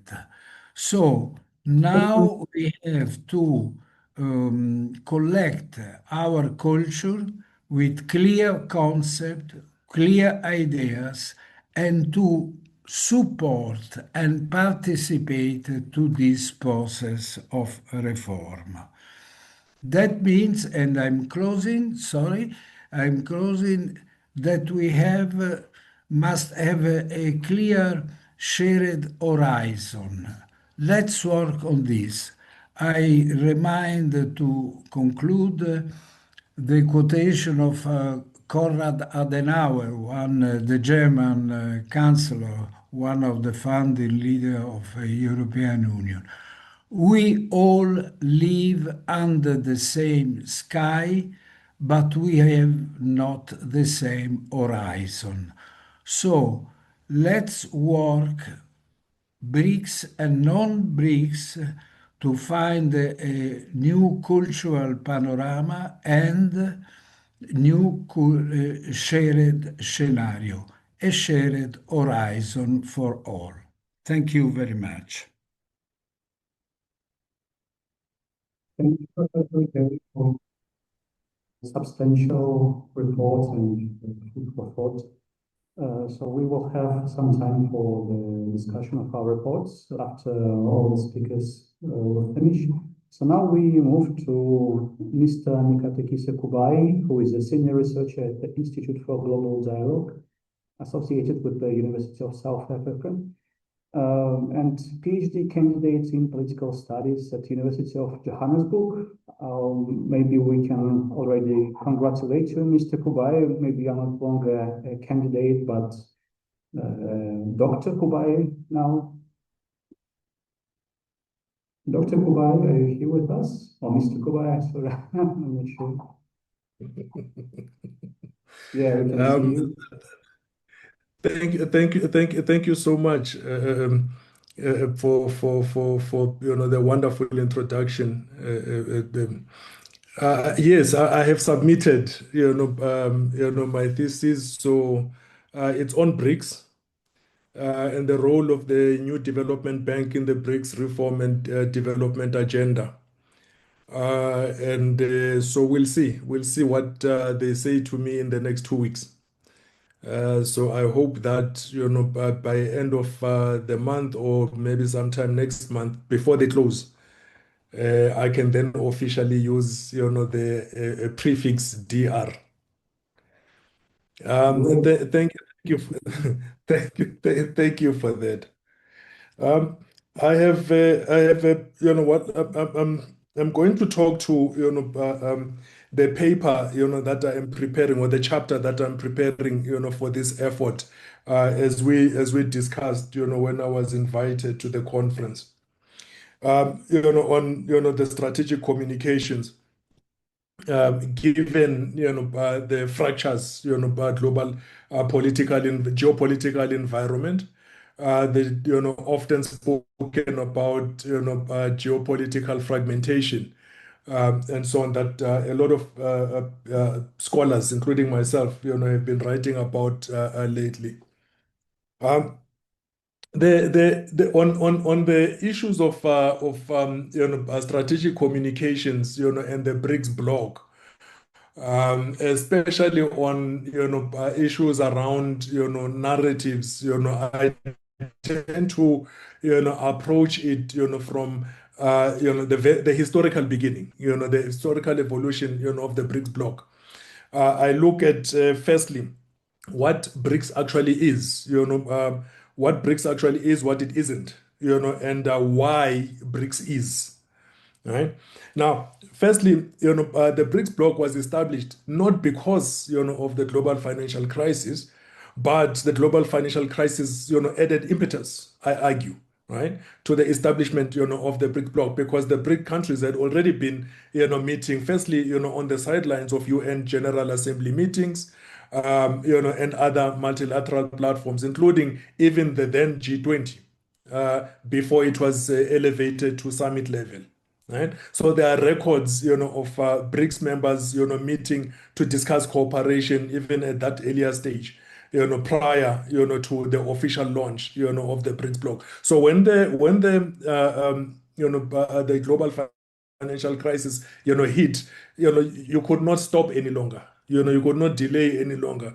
The formation of the BRICS bloc to advance. Firstly, mitigation factor. Secondly, a louder voice to say that, hang on, things that are started by the absence of a regulation somewhere shouldn't have to impact disproportionately everybody else around the world, especially developing economies. Right now, if you are commanding quite a significant population size, economic output, and so on, you deserve that opportunity, not just the seat at the table, but that opportunity to influence, how the global economy, especially the management of the global financial architecture, is carried out. So BRICS bloc, is essentially established, at that particular point, and the number one, objective was, architecture, democratization of global governance, and so on. I mean, it made, quite a big speech, a big presence, about this important imperative. But then there was also the development, aspect as well, i.e., greater finance, for developing economies, for development projects, infrastructure, and that sort of thing. Right. Now, why BRICS is? BRICS is simply because when the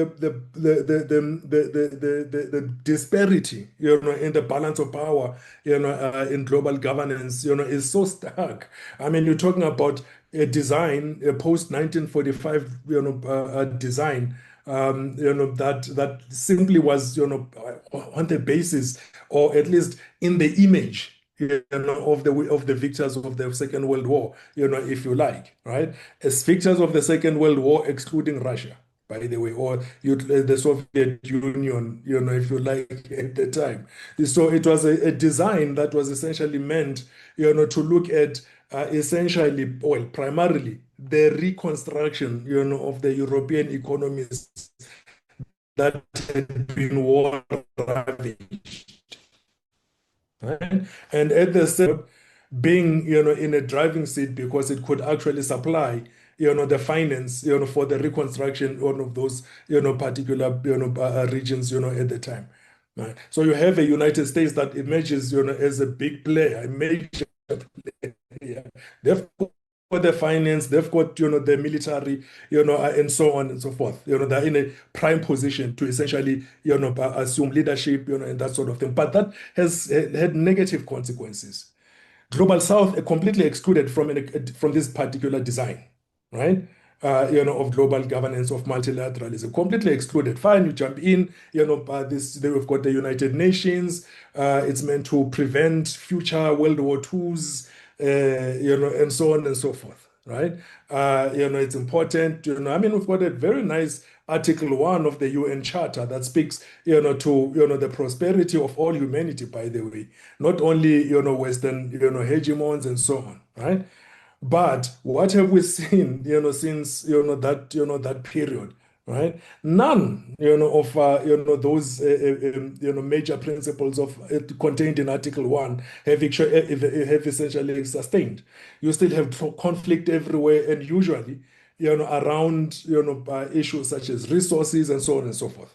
So the balance of power, has led, to particular behaviors in the global economy that has led to the need to have plurilateral, formations such as the BRICS bloc, the SCO, and others, I would argue.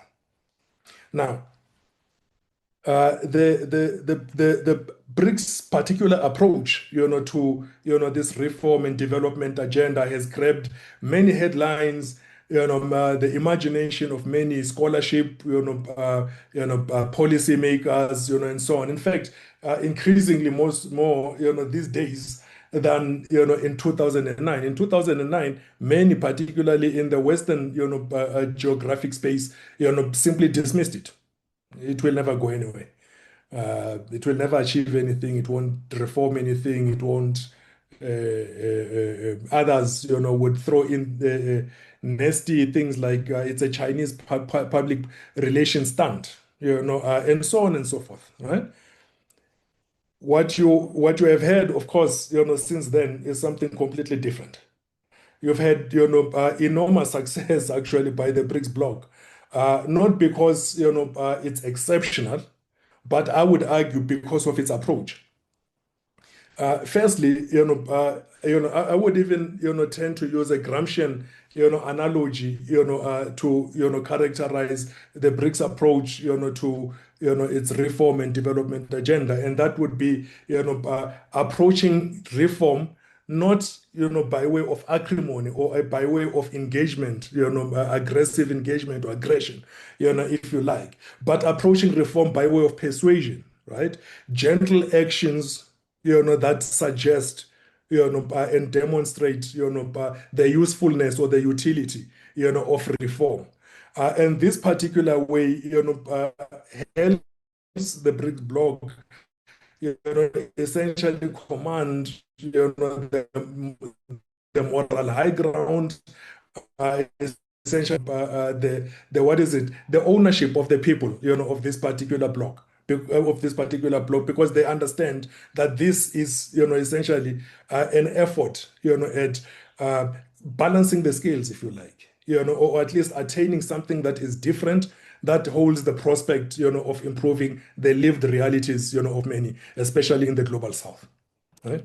Now, this, concept, of course, is famous. You all know it, war of position, with the argument that, at the end, you would want, to attain a passive revolution, i.e., you want to change without, necessarily causing, much upheaval. You want to change something for the better without destroying, what you currently have in terms of infrastructure, and that sort of thing. Right. These are, in my view, the essential strengths, of the BRICS bloc, in terms of its approach to the reform and development agenda. So anchored very strongly, in the aspirations, the hopes and aspirations, the actual ownership of the process, by the peoples of the regions in which the BRICS bloc, holds influence. right? Certainly in the global south. And there's plenty, by the way, of scholarship, that speaks, to this particular, aspect. Now, criticisms, popular criticisms, of the BRICS bloc, I would argue two, major strands, right? One generally by detractors, and that pretty much, spread across all regions, but the majority, the concentration would essentially be in, the Western, regions of the globe. Again, it would be, issues of, uh, the two, they are two different, different, economic size, structure, completely different histories, completely different cultures, completely different legal systems, they are too different to actually hold it together and succeed. In fact, often, thrown into the pot of the criticisms, on the posterity of the BRICS bloc, or at least its idea, examples such as China and India on the border issue, right? Or, it would be right now, for example, say Ethiopia and Egypt, around the Grand Ethiopia, or Grand Africa, Renaissance Dam, right? And similar, issues. Or now you are involving Iran, would Iran, assist to assuage, the Western Bloc and that sort of thing. So these are some of the, major criticisms, associated, with the BRICS bloc, right? You've got a tiny economy called South Africa there. It's in a bloc, with a very large economy called China, right? Incompatible. Some, would then argue, and then now you have other skeptics, another strand, of skeptics, that offer the argument, for example, that is BRICS actually even reformist to begin with, right? We want it to be reformist, but we doubt that it's reformist. In fact, it appears more like, No one is sure about, and no one is sure now about this about the final result. And this kind of new framework can be a framework of the new global order. Everyone is thinking, especially to the global hegemony, but we are 190 countries in the world, so this kind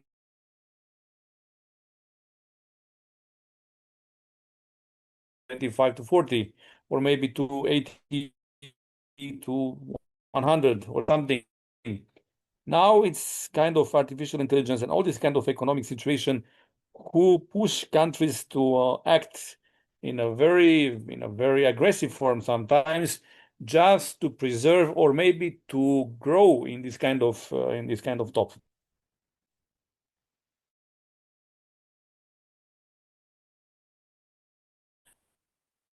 Which are completely global. For example, there is a global standardization of rule for democracy. Every country, almost every country in the world, and also a democratic country. In the same time, the quality of the democracy and the quality of rule of law is not the same. So if we are talking about BRICS and everything like this, we need to understand that the power of the country will be expressed in some fields. For example, national economy, how you can develop national economy. What is the role of strategic communication in this global or in this national political, in this national economy? For example, try to present a new economic approach, a new idea, for example, for a new currency or something. You need to have a strategic communication in a specific domain, but this kind of specific communication is also subordinated to the state interests. And if we are talking about strategic communication is not the same in Western Europe, is not the same in North America, is not the same for BRICS countries, for example, because they have all of them, all these kind of groups of countries have their own principles, but they have also their specialists. They have also their background. They have also a good image or a bad image built before. Because, for example, I'm from the part of Southeastern Europe. Try to look, for example, how Bulgarian press write about Serbia. Try to look how Serbian press write about Bulgaria. They are neighbors, they are Slavic nations, but in the same time, they are not happy together. So in this kind of situation, every country has behind its strategic communication has a past. And the past is useful or not. Or this kind of past, it's forcing you to work much more, to improve, to change something, for example, from perception or maybe to this kind of stereotypes. And look a bit to economy and BRICS. BRICS need to be understood in a realistic approach. Yes, there is a lot of population. Yes, the biggest national resources belongs to BRICS country. But in the same time, the economic power of every country and especially of every citizen is not the same. As in the morning, we had, for example, a conversation with Professor Pashentsev. Remember, I was asking him about the capacity of universities. And he said also that in some regions, some countries will not be able to develop their own artificial intelligence tools. They will need to have support from other countries. But if such countries will not have a support, what is their position in artificial intelligence global competition? And if we want to understand and if we want to develop economy inside BRICS, we need to look first to geography, because BRICS, it's an important block, but also is not totally geographical coherent. Not all the countries have the same border in this direction. For example, Mercosur, remember, this is South America. It's much coherent than others because geography is there. Their history is quite the same, more or less. In the same time, if BRICS countries want to have strong success in economic area, they need to have a strong strong strategic communication. Why? Because if we are talking about geopolitics and we are talking about BRICS and we are talking about United States or Western Europe or something, we need to understand the word competition. And competition is in geopolitics, from what we know, it's quite eternal. Being an eternal competition, you need to have always success. You need to be always successful, not just in politics, but also in economy, also in demography, also in education area. And for all of this, you need to understand that your success must be also presented to attract new allies, to be in fact in a quite a new competition for seduction. It's not like this kind of competition, sorry to say, how to marry with a billionaire. It's a competition of political and geopolitical alliances. And for this, you need to communicate what is good inside your country. You need to communicate what is really good and effective and can be checked, because a good alliance also it's attractive for foreigners. People will go there to invest, to find new jobs, and to develop much more these kind of countries. And that's why I'm asking and I'm searching always to think about this kind of GDP per capita problem, because BRICS, unfortunately, is not very well on this position. And this is a vulnerability sometimes. And they need also to understand that they need to create BRICS countries like China do, a specific target for the years will come. For example, 4 years ago, China celebrate 100 years since Communist Party was created. But in all these kind of speeches made on that year, they said, yes, but we have a specific purpose for the year 2049, when will be 100 years since Communist Party became the government party in China. BRICS can be effective and will be effective when the economy and strategic communication will be in the same way, going to the same future, like Professor Marco Riccieri said. We don't have the same horizon, yes, but in the same time, there is a single sky for everyone. But all the time, we need to make more steps. Even we are not reaching the horizon, we need to be closer to, let's say, to the Everest, to the highest level. BRICS need to create an economic alternative for everyone. And in that moment, it will be a very effective alliance, capable to win and to achieve global hegemony. Thank you for listening me, and of course, I expect questions for everyone. Thank you, Dr. Macron, for your more substantial presentation. So now we can have about a 10-minute session of Q&A. So first of all, if there are any questions from our online participants, we can start with them, if there are any.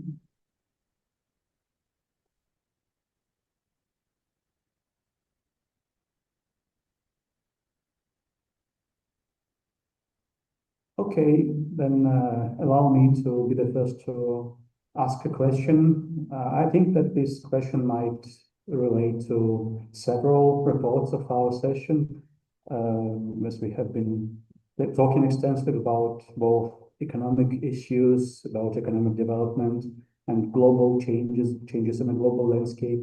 But what do you all think about the AI opportunities in the sphere of financial institutions?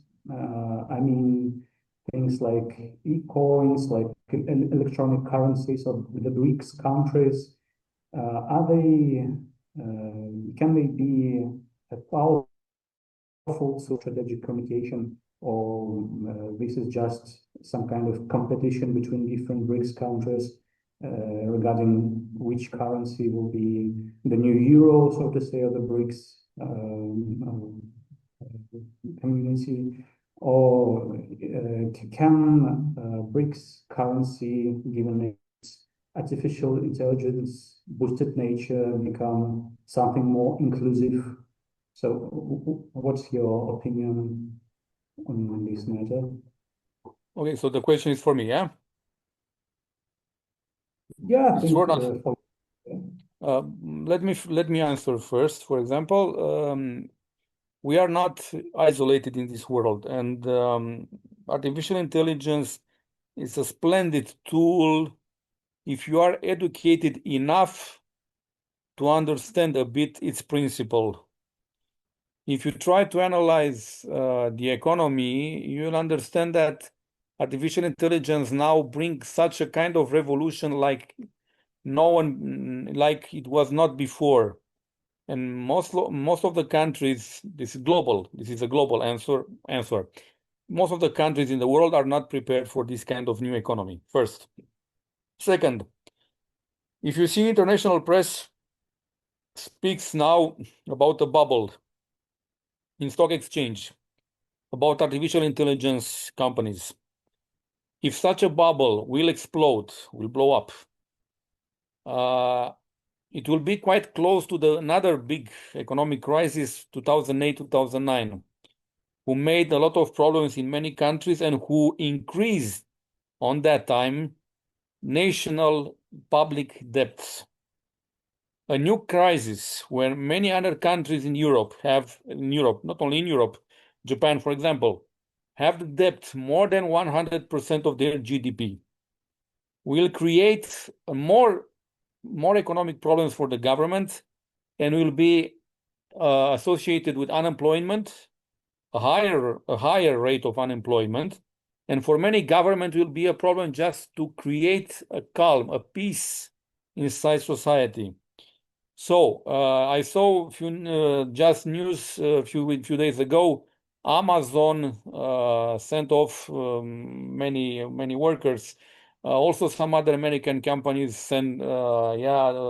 dismiss many workers, thousands of their workers. These kind of people are not killed, so they are just unemployed. They need to have a job. The new job is not created in the second day. This kind of problem make their families vulnerable. And try to extend this kind of situation to big countries when the population is more than 50 or 60 million people. My country is just 90 million, 20 million people, not more or less. But for other countries, when you have such a disruption in the economy, it's possible to have strong economic protests inside the country, and the government will not be very happy, and the economic position of the country will decrease. So artificial intelligence, as I told you, it's a very good tool, but also we are scientists and we remember it was a study published a few months ago by MIT who said that one of the consequences of artificial intelligence use is the decreasing of intellectual capacity of human beings. Try to imagine how is this for the labor market. What kind of new jobs will appear when people are using artificial intelligence and they don't become much clever, but in fact they became much stupid. So it's not a clear answer, but also is not a very positive one. Let's prepare for bad and hope and try to do and to create a new world, a better world, but to be prepared first for the bad. Thank you, Dr. Vaccarello, for your most extensive reply and the concentrated wisdom in the last 2 hours. I think this is the attitude we all hold about the artificial intelligence. I think that Mr. Kubai wants to add something to your perspective. Mr. Kubai? Yes, thank you so much for that. Firstly, AI, is, another theater, right, of great power competition. Those that have technology, versus those that, essentially are lagging behind, either in investment, actual production, right, of technologies. Example of this, you look at the competition between ChatGPT, and DeepSeek. And so on, and the narratives, that have formed, around that, right? Technological supremacy of the United States versus, technological advancement of China, right? And, what that says, to the imagination of the global public, right? Another example of this, I was reading, an article, where, that they were saying, the European Union, is considering, imposing, right, a requirement for technological transfer from China, right, as part, of the trade arrangement, going forward. This is what's, being said or being considered, by the European Union, right? The era, of great power competition, now, is, in this tech, space, tech theater. AI, being right at the center of it. And then, of course, associated with this also is, the whole issue around rare earths. Now, that touches on Africa, right, with its minerals, but then, the narratives, once again, the United States versus China and the control of the rare earth, for the production or the guarantee, right, of value chains, in the production of semiconductors and so on and so forth, right, for a whole range of applications, military and other, and so on. So even in those spaces, there's, quite a lot of narratives, that, are competing, against one another, in the, global public, right, in the public discourse. And, BRICS, has, a very important, role to play, in that particular space, communicating, its own capacity, communicating its own positionality on all of these major, issues. A single country or a single member of BRICS, for instance, appearing to be, in advancing in particular technologies, could also then strengthen the argument that, there's one country domination of the BRICS bloc, and therefore the idea, of, the whole consensus thing and the whole global south thing, then, essentially is, weakened, according to some narratives. I thought maybe just to throw that in. It's actually something that in another presentation, I was listening to earlier in this conference, touched on, as well. And of it. May I add something? Yeah, but only if it's for a couple of minutes because we are a bit limited in our discussion. So, yeah, please. I want to add this. We use, when we talk about digital, we use always the revolution.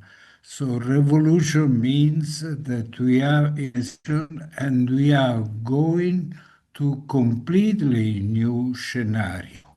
Everything is destined to change. So, and without the beginning of the process is a cycle and a technical cycle. We are at the beginning. What are a specific aspect that can avoid what also Professor Vaccarello say very clearly? If we look, who are the states that approved the ethical code, ethical data code for artificial intelligence with the force of law, because there are a lot of documents and a lot of analysis, but who are the states that make a precise law to prevent?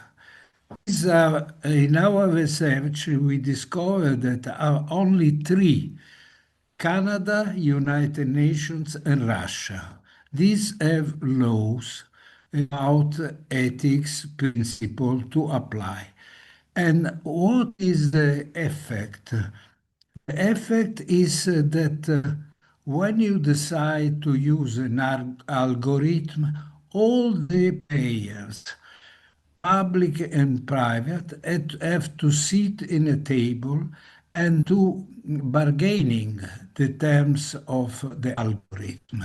So it opens the way to a deep participation, and that's very important. In Russia, they have introduced in the companies the ethical commissioner and the table with the workers, business, and the commissioner. In Canada, they have introduced the participation to evaluate algorithms. So this is a new innovative situation that's very important. As I know, in Europe, we are discussing the new laws in this field.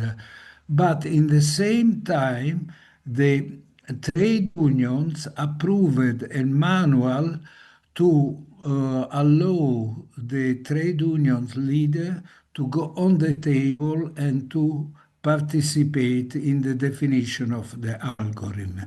It's completely a step forward in a positive term. This can be one aspect of positive solution. Thank you.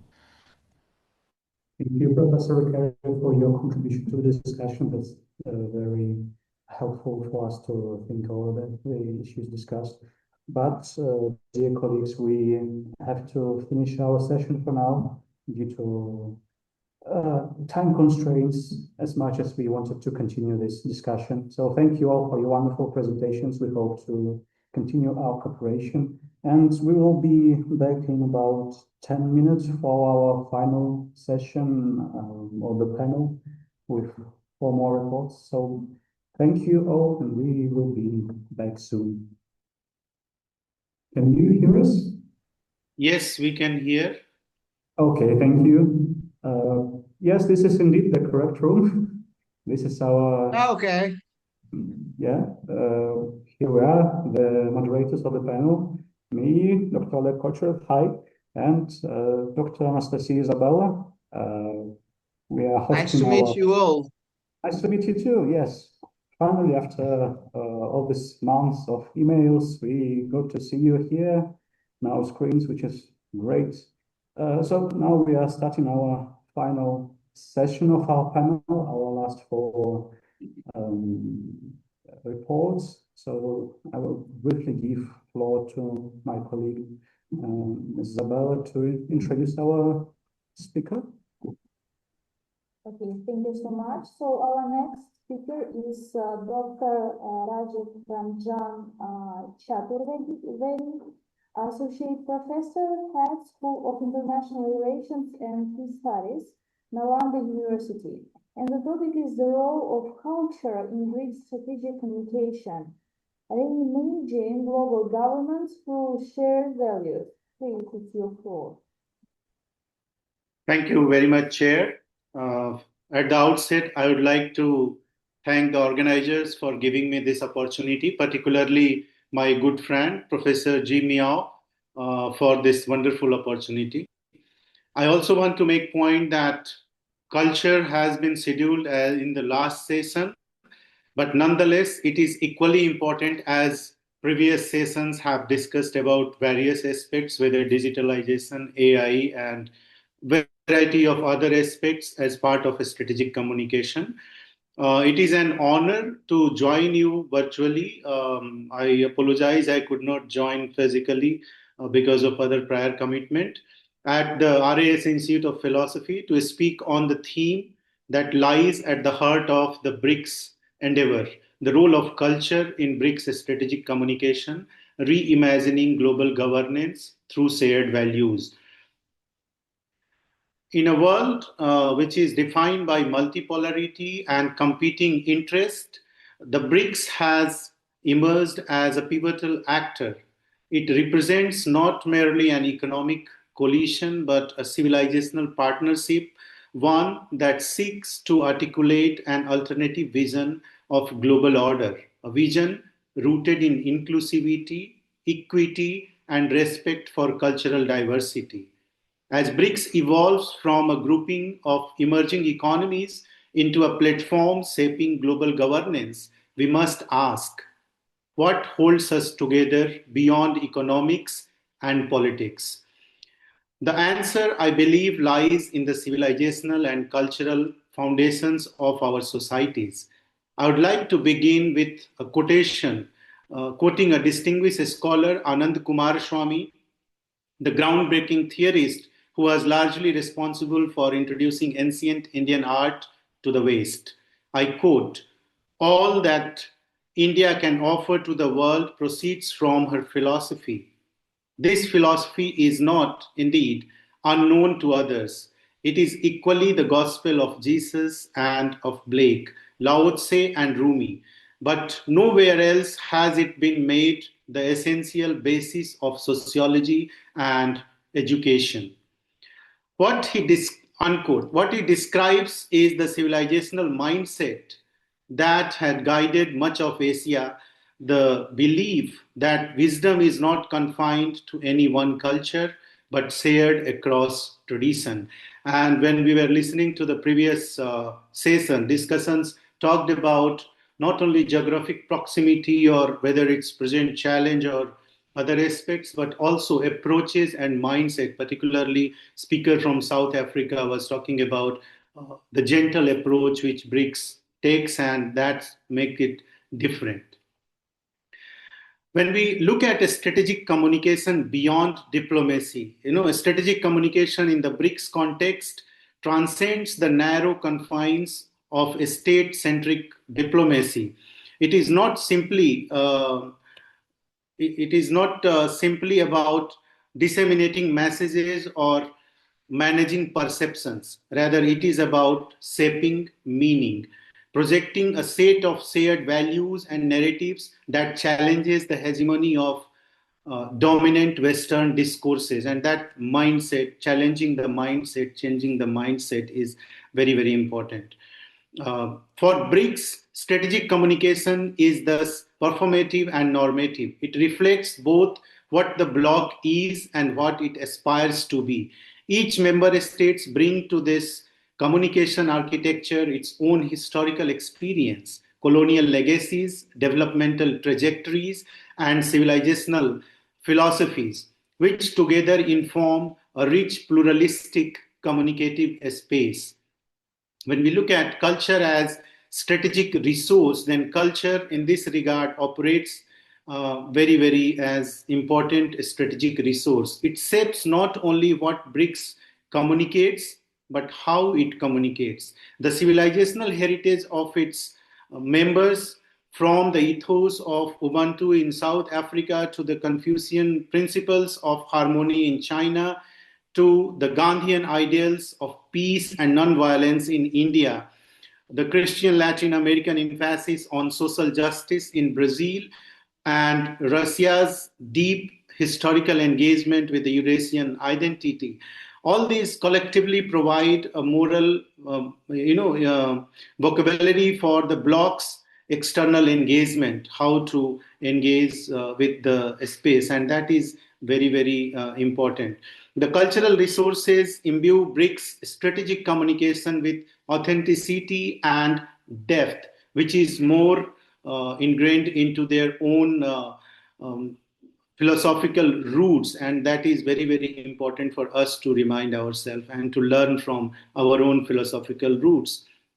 They enable the bloc in strategic.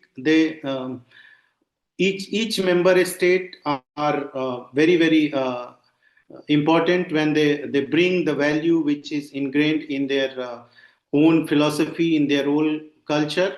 So that's where what we see, they enable the bloc to articulate development as dignity, sovereignty as autonomy, and cooperation as mutual respect. Culture, therefore, becomes both a source of identity and a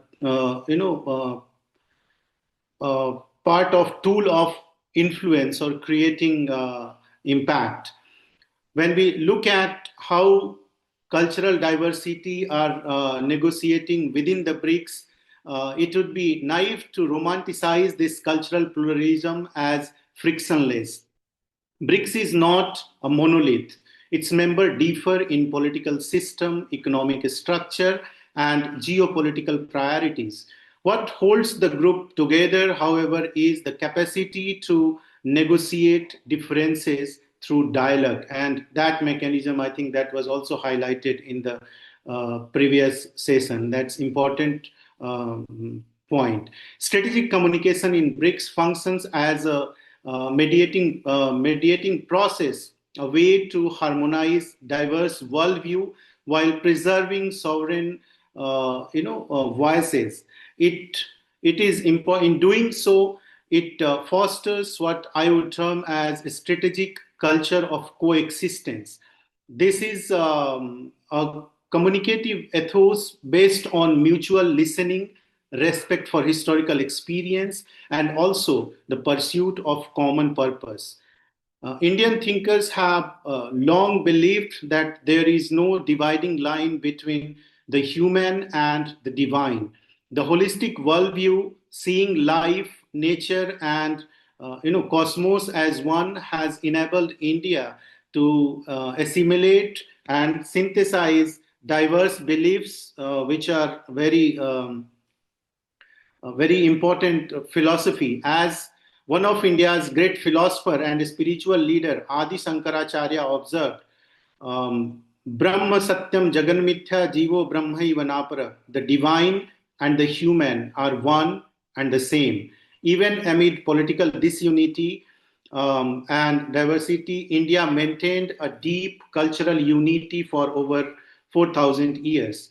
In that sense, the BRICS nations are civilizations in motion, bringing with them histories and values that differ from and often complement the experience of West. They share histories of a struggle against colonial domination and hierarchies of knowledge. By integrating civilizational wisdom with contemporary policy frameworks, BRICS has potential to offer a plural and balanced alternative in shaping the future world order. At the same time, they share traditions of dialogue, coexistence, and harmony. This gives BRICS a unique normative strength in global strategic communication, one rooted not in dominance but in shared wisdom and respect for diversity. Intercultural cooperation among us still operates in a world shaped by Western dominance in language, media, and discourse. This historical asymmetry has often exacerbated civilizational differences, framing Asia and the global South through a stereotype of irrationality, mysticism, or conflict. To move beyond this, we must first acknowledge that many misunderstandings in global communication stem from a legacy of colonial knowledge system and religious or ideological rivalry. Healing this requires what I call cultural confidence building, the willingness to communicate from within our own value system rather than through borrowed vocabularies. Culture today is also an industry encompassing film, design, tourism, and creative media. But its role in diplomacy remains under-leveraged within BRICS countries. Our cultural industries can serve as a vehicle for strategic communication that humanize global politics. Symbolism and heritage diplomacy can reinforce this narrative.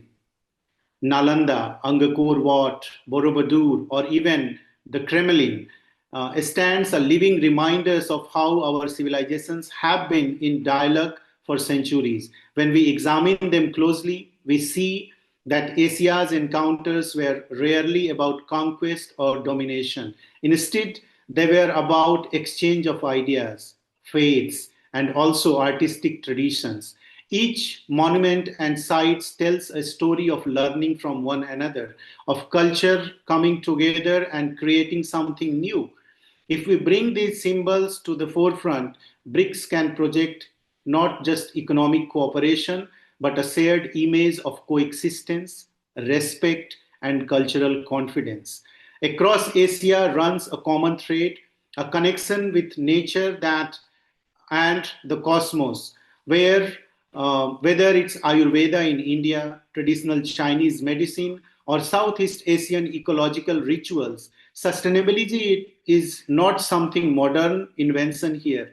It is a civilizational heritage. Our culture teach restraint, harmony, and balance, principles that global governance now seek under the banner of sustainability. Festivals, music, and the everyday cultural practices reflect similar values: family, community, reverence for nature, and joy in diversity. These are very much ingrained as part of our culture.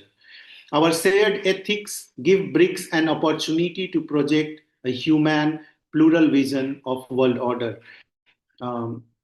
So, strategic communication grounded in these values can contest, it's very Western domination of Asia and offer an alternate narrative of hope and inclusivity. To truly communicate as equals, BRICS must also overcome old mindset of conflict and mistrust, whether they arise from religious, region, or ideology. Much of the divisions is inherited from the past, especially from the colonial narratives, and that thrived on separating communities and pitting culture against each other. Education can play a powerful role here. When we teach about our shared histories, the way Indian traders connected the Southeast Asia, or how Buddhism and art flowed powerfully from Nalanda to China to Korea to Japan, we begin to see how our civilizations have always been linked by dialogue, not by divisions. In today's world, social media has become the new arena where narratives are shaped, but this space too needs ethical and balanced governance, not to curb freedom, but to prevent misinformation and cultural distortion.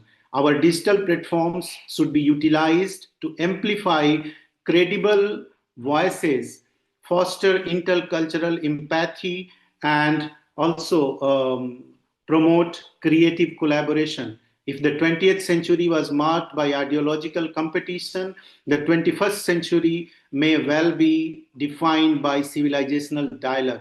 BRICS, through its culturally grounded strategic communication, offers a glimpse of that possibility, a reimagined form of global governance that is inclusive, balanced, and deeply human. If BRICS can draw a strength from its shared civilizational heritage, our harmony with nature, our plural spiritual traditions, and our inclusive ways of living, it can offer the world a model of global governance that is both cosmopolitan and deeply rooted. And in the timeless world of Rig Veda, Sangachatvam Sambadadvam Sambo Manansi Janatam Deva Bhagam Yatha Purve Sanjananam Upasate. May you move in harmony, speak in one voice, let your mind be in agreement, just as the ancient gods shared their portions of sacrifice. That to me captures the spirit of BRICS, a partnership of civilization bound by culture, trust, and our shared humanity. Thank you for your attention. Thank you for your most insightful presentation, and I think that the piece you quoted was really beautiful, and it really emphasizes the true nature of BRICS cooperation.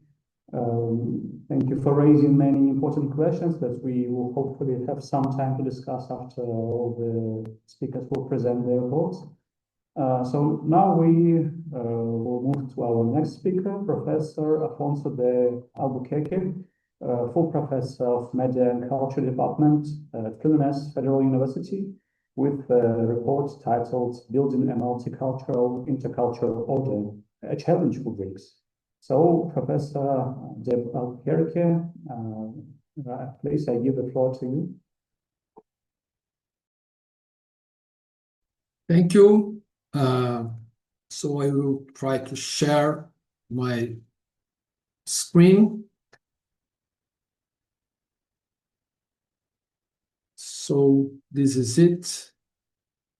And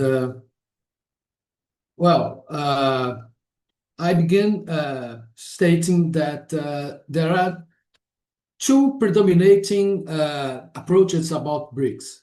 The first one departs from the idea that BRICS is an established group, and BRICS has its own agenda. So we can talk about common BRICS communication strategy, for instance. The second approach is the opposite of that. And in this approach, BRICS is a kaleidoscope. It's a group of very dissimilar countries. And in this approach, commonly people speak about the particular perspectives inside BRICS. For instance, the Brazilian perspective or the Russian perspective, or comparing 2 or 3 perspectives inside BRICS group. And my approach is a third approach, and this approach emphasizes that BRICS is a project. It's a project in the making. So when BRICS was created, there was a lot of negative reactions, especially from Western scholars. Some of them emphasized that BRICS was an artificial bloc built on a catchphrase, a fallacy, and so on.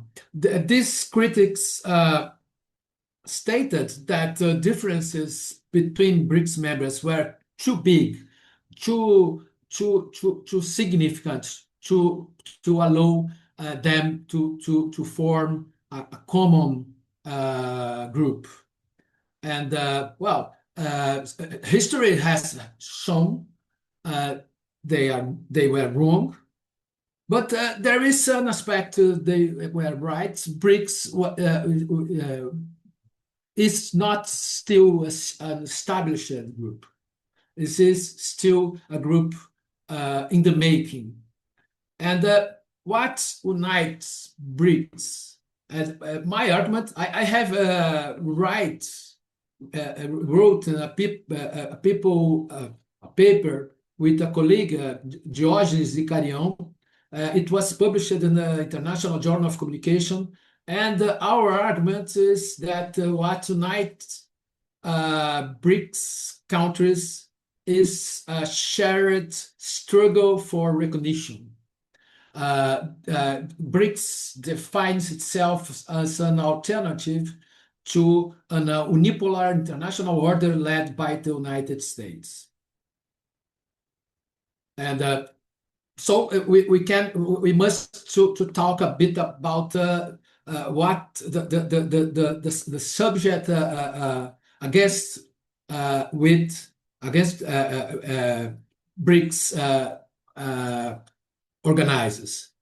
And what unites the West? Well, the notion of West is linked to shared Christianity, not only Christianity, but Western Christianity, Catholicism, and then its successors, Protestantism. And but still more important, departing from the 16th century, Western nations engaged in a colonial enterprise and colonized the entire world. And in the last decades of the last century, there was a change, a major change in the world.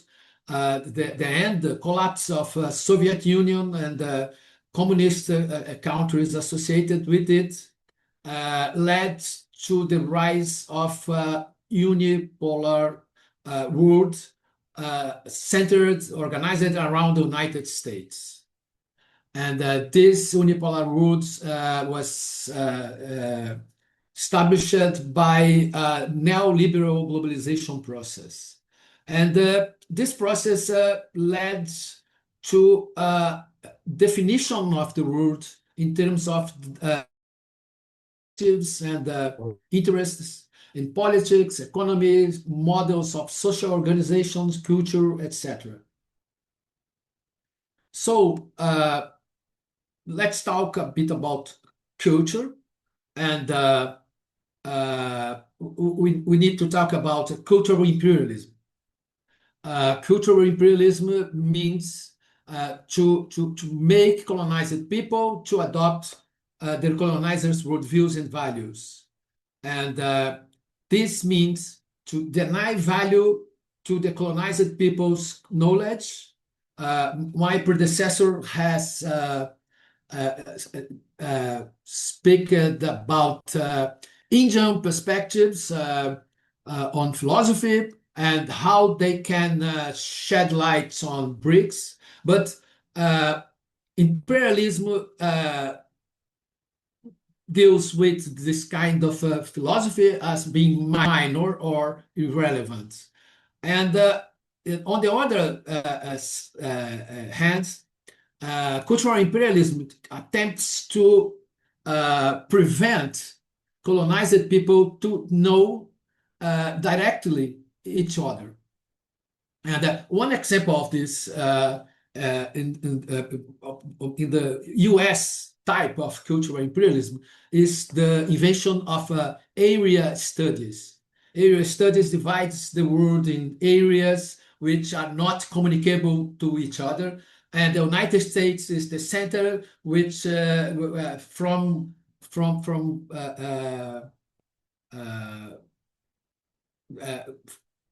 where these areas make sense.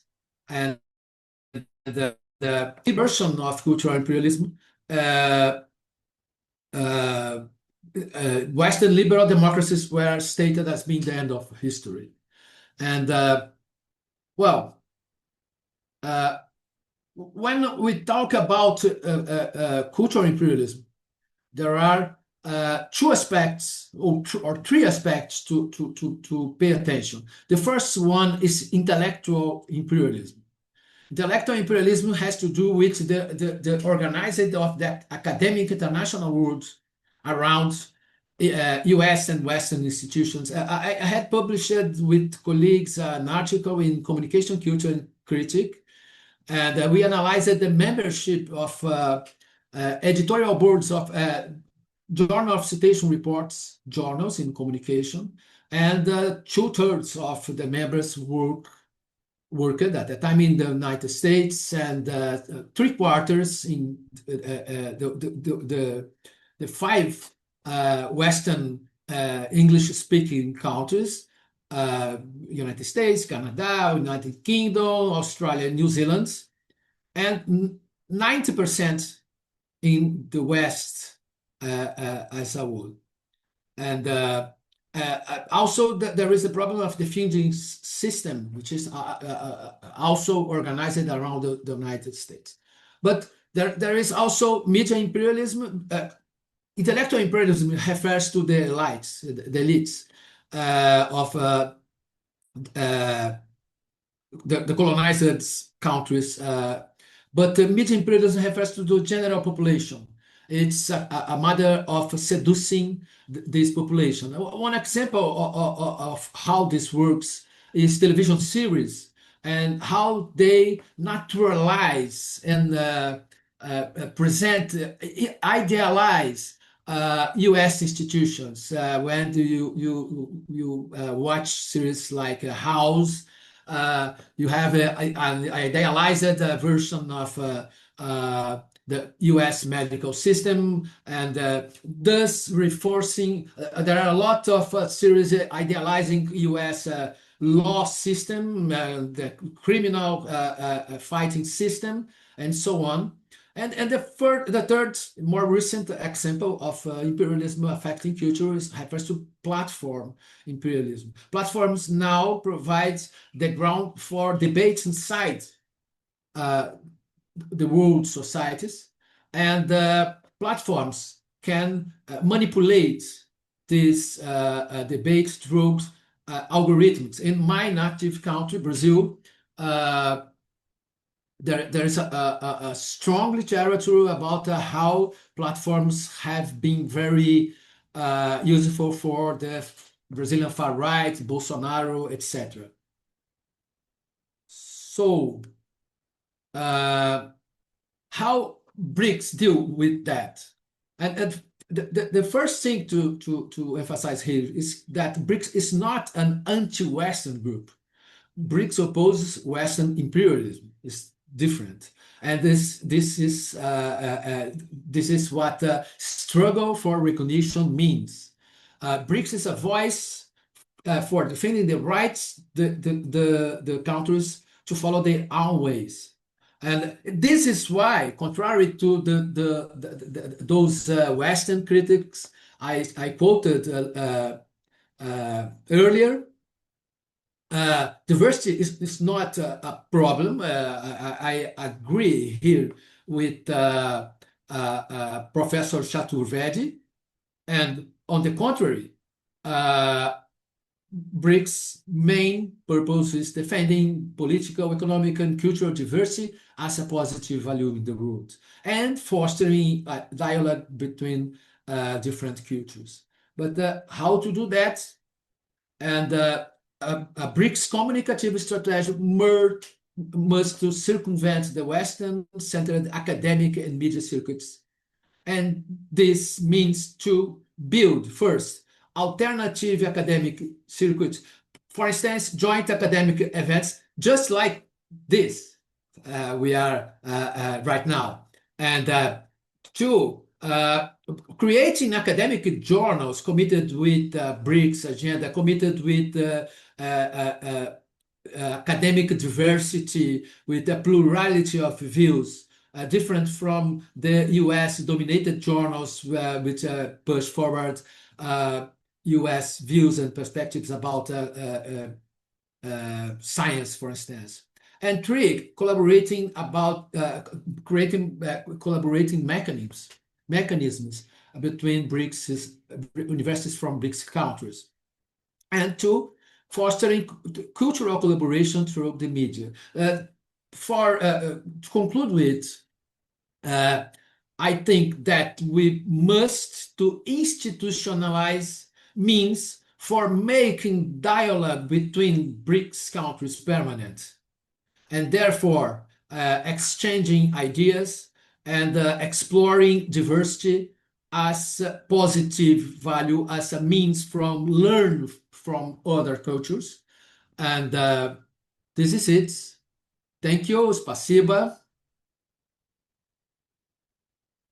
Thank you, Professor, for your very timely presentation. I think that it is an important continuation of our session, and I do hope we get to discuss these questions.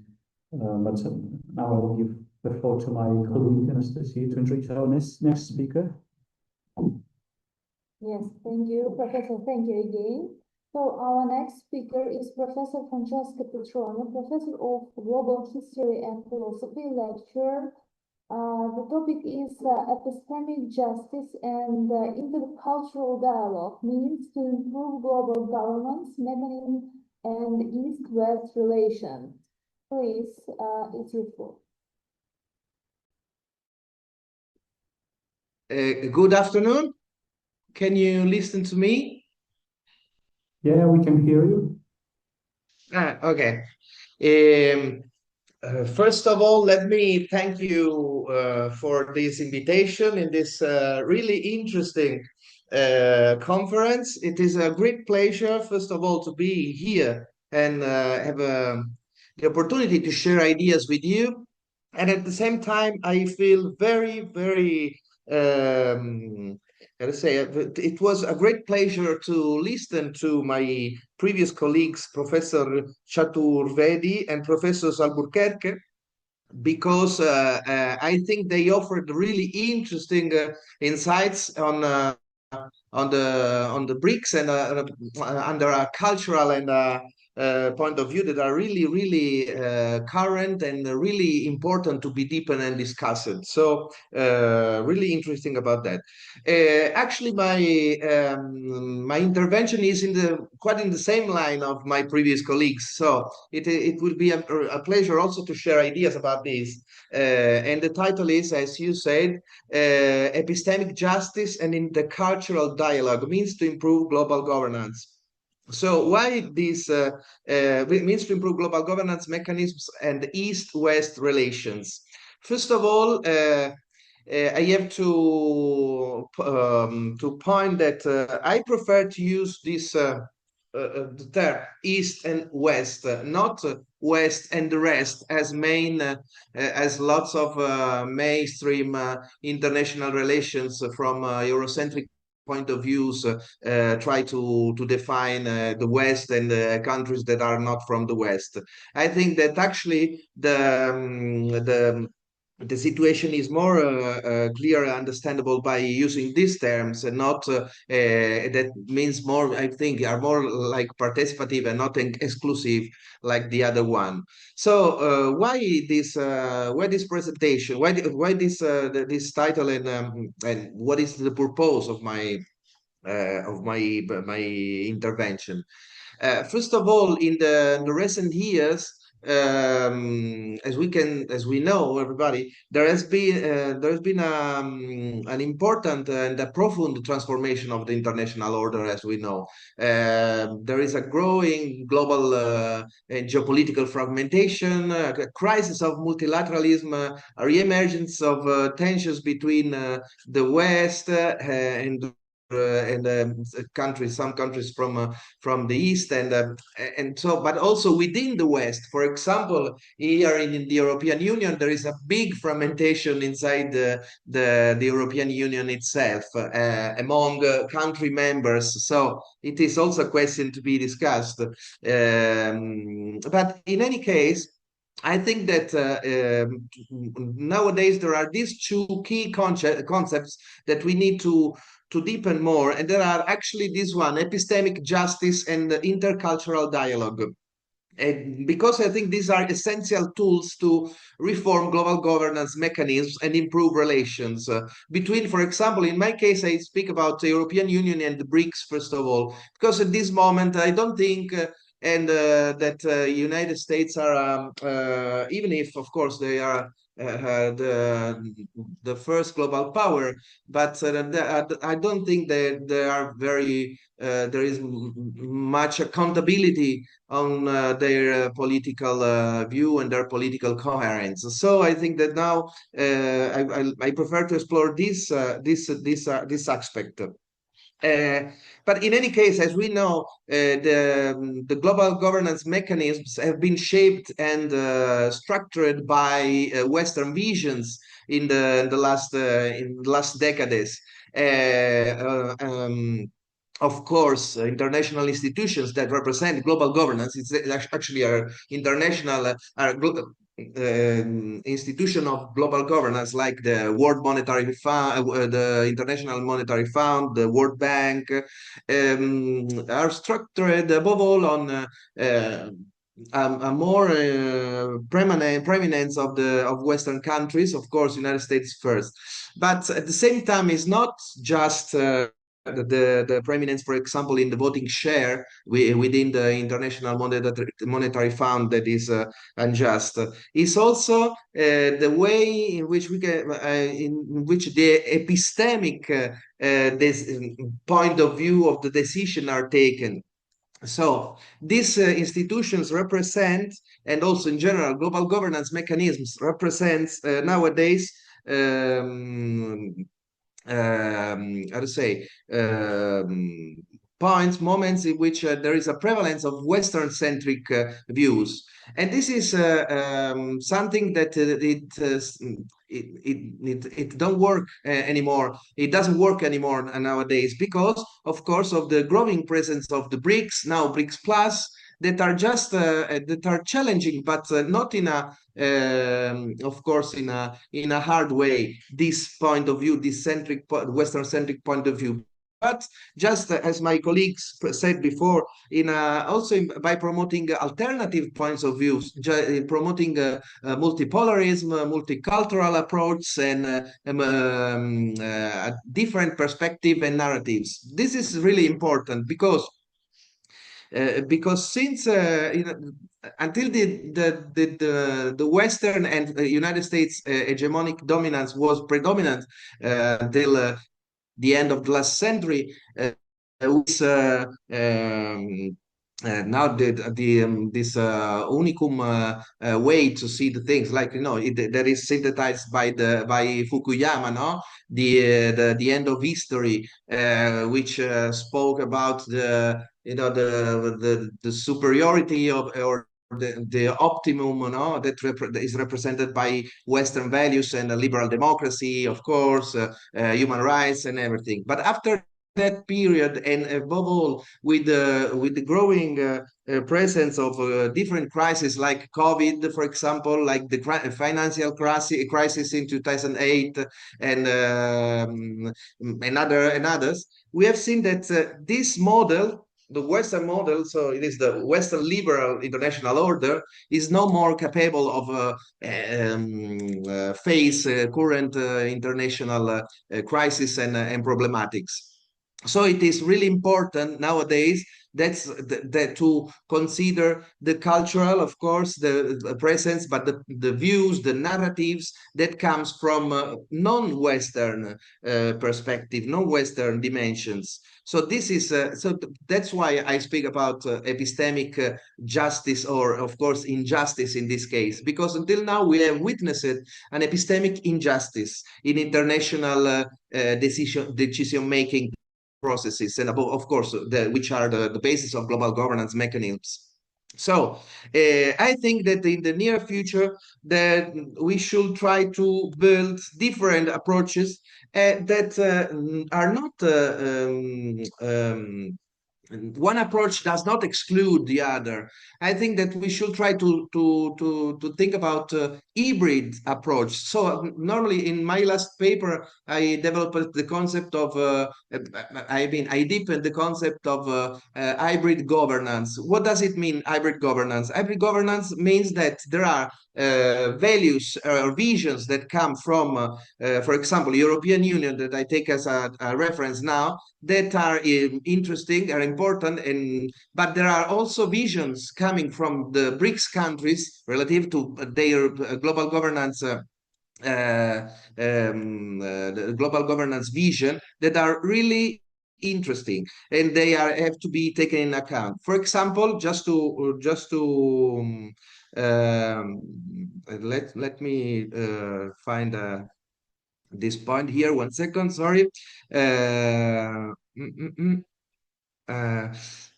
Okay, there are these two visions, for example, so they can be overlapped. I mean, for example, the European Union, as we know, supports a rules-based international order that is rooted in liberal values, no, democracy, human rights, environmental sustainability. But in any case, while this model is universally an aspiration, of course, it also reproduces a Western worldview and overlooks alternative approaches to governance. For example, the European Union vision of global governance is for it preview also the interference in other states in the internal politics, and for example, to all the acquis communautaire, it is the paths that countries have to follow to be part of the the European Union are really strict. They have to respect some strict rules, and they have to adjust to the European vision and everything. So it's like a view, a way to, in any case, for example, to create an unique model of international politics. On the other side, the BRICS instead promote, for example, non-intervention, no, in sovereignty, in the non-violation of sovereignty of the states. Of course, they promote multilateralism, multipolarism, and they offer different approach. For example, also in climate governance, being, for example, they promote the voice of global South countries. So what I want to say is that while there are different in different points, different approaches to global governance, maybe there are points in common that should be developed and should be promoted to create a more inclusive model of global governance, so a model of hybrid governance. So in this sense, it is important to consider also the other aspect, no? So the intercultural dialogue in this situation. For example, how to promote intercultural dialogue as a bridge, no, between these two points of view, and to create common ground and common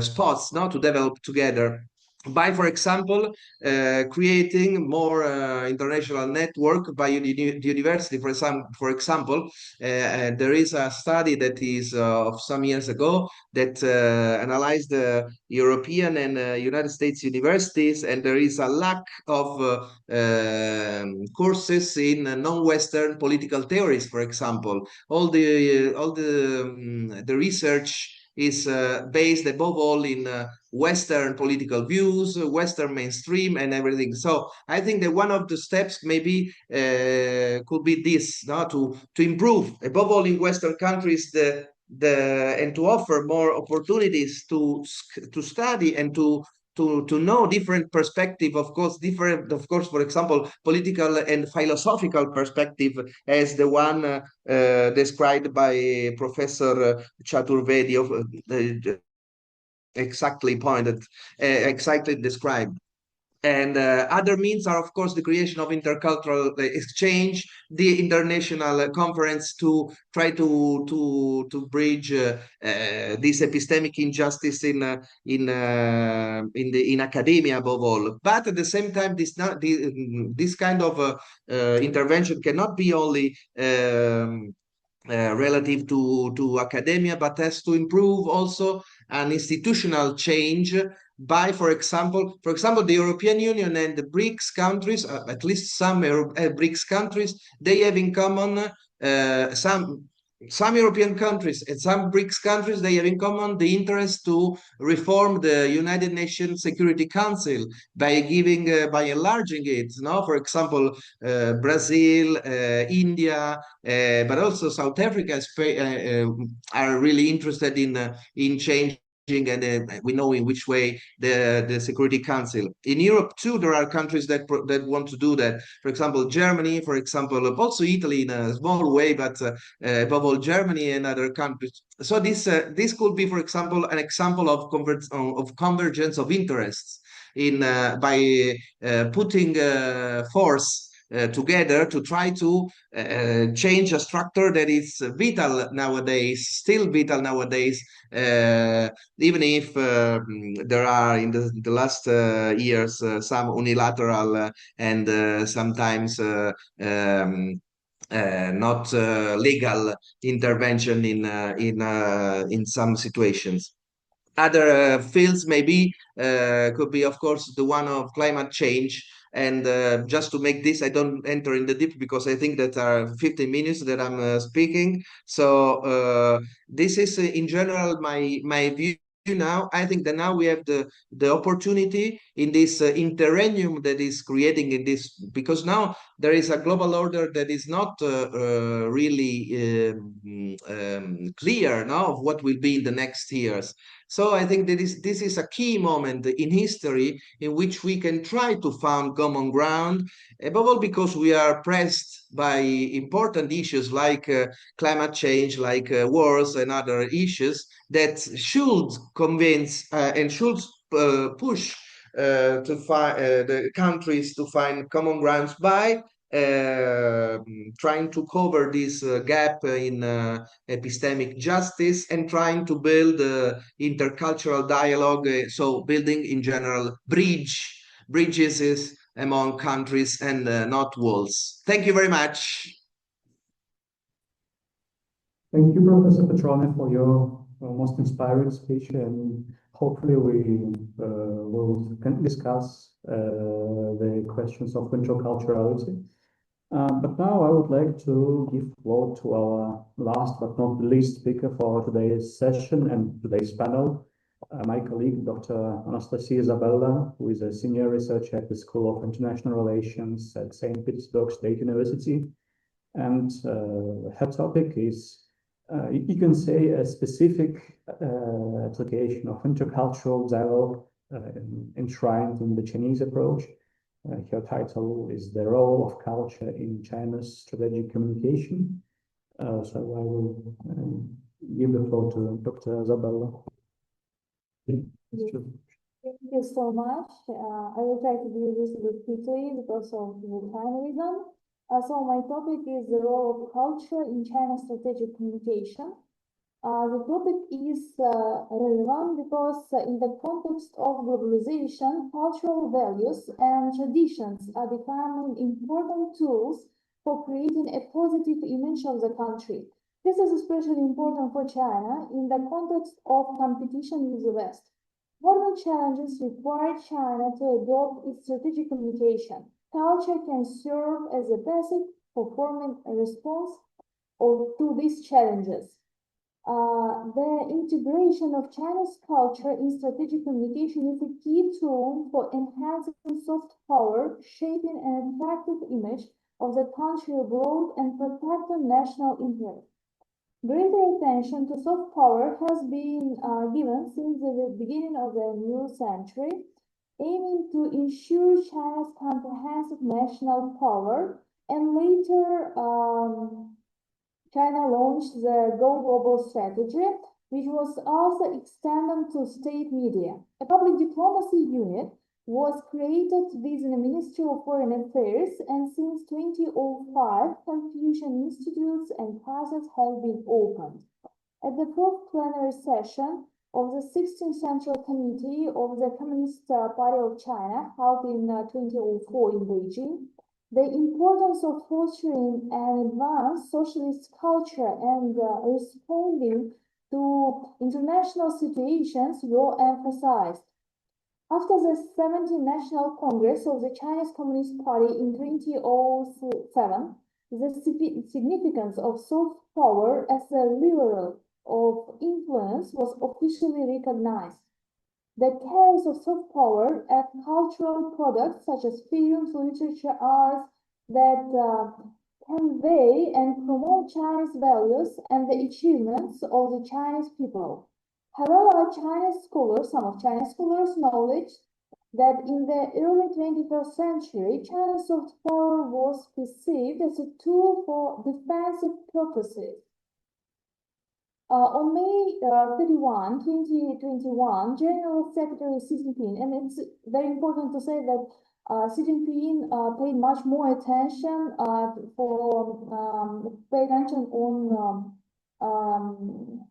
strategic communication. Emphasized the importance of China's interaction with the world. In his speech, he highlighted the necessity of creating a strategic communication system with distinct Chinese characteristics, aimed at enhancing the influence of international dialogue, appealing to Chinese culture, improving the image of China, the persuasiveness of Chinese discourse, and the ability to shape public opinions. He also noted the importance of improving the training of leadership personnel in the field of international communication. Building a community with a shared future for mankind is a major original idea proposed by Xi Jinping and the core concept of the soft power and strategic communication.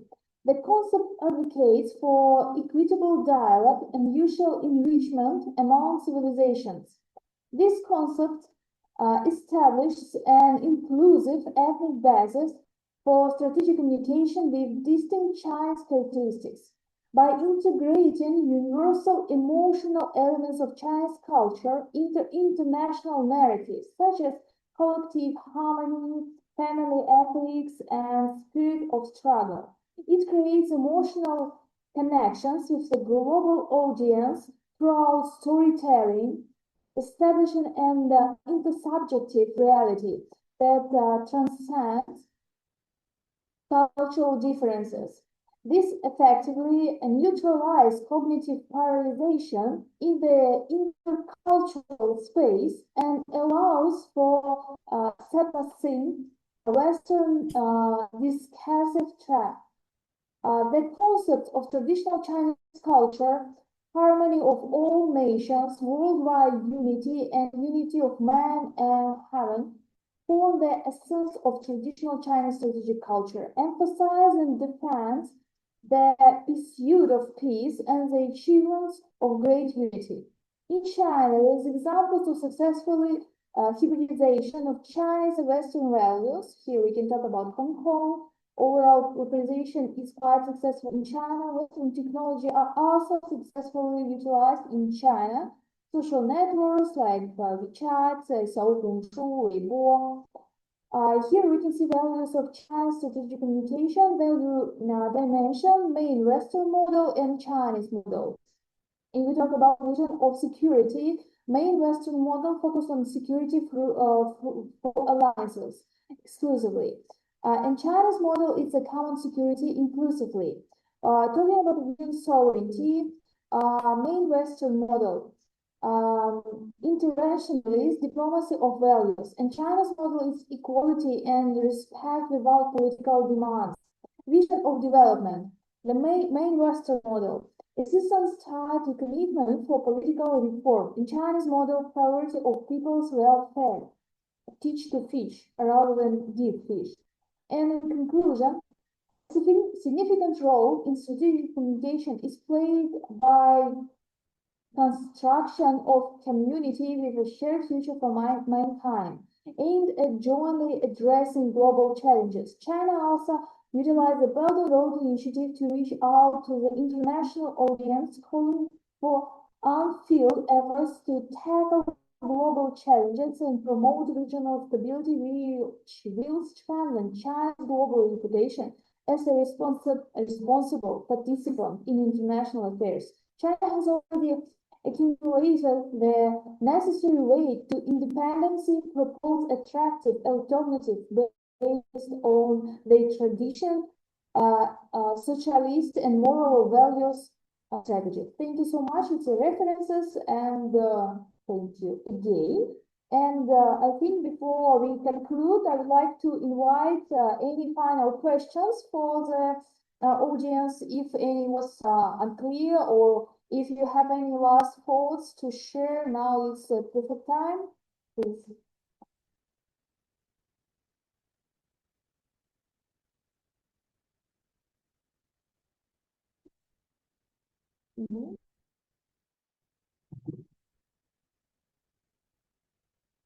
Okay, dear colleagues, I actually have a lot of questions to discuss.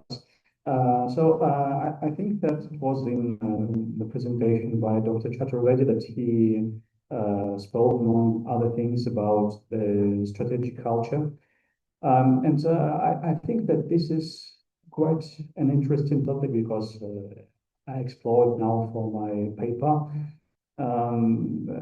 So what I mean by this, what is the connection between strategic culture and strategic communication? So obviously we can assume that we all have our own cultural sets of strategic preferences, like how to employ our strategy, how we perceive others. While it's not definite, it still influences our perception of others. And obviously it influences the kind of narratives we tell, how we prefer to shape the narratives, and et cetera, et cetera. So do you think that strategic cultures of BRICS countries are similar, or are there any obstacles in the strategic perception of each other? I mean, in terms of culture, and are there any measures that we can take to facilitate the communication between these different strategic cultures?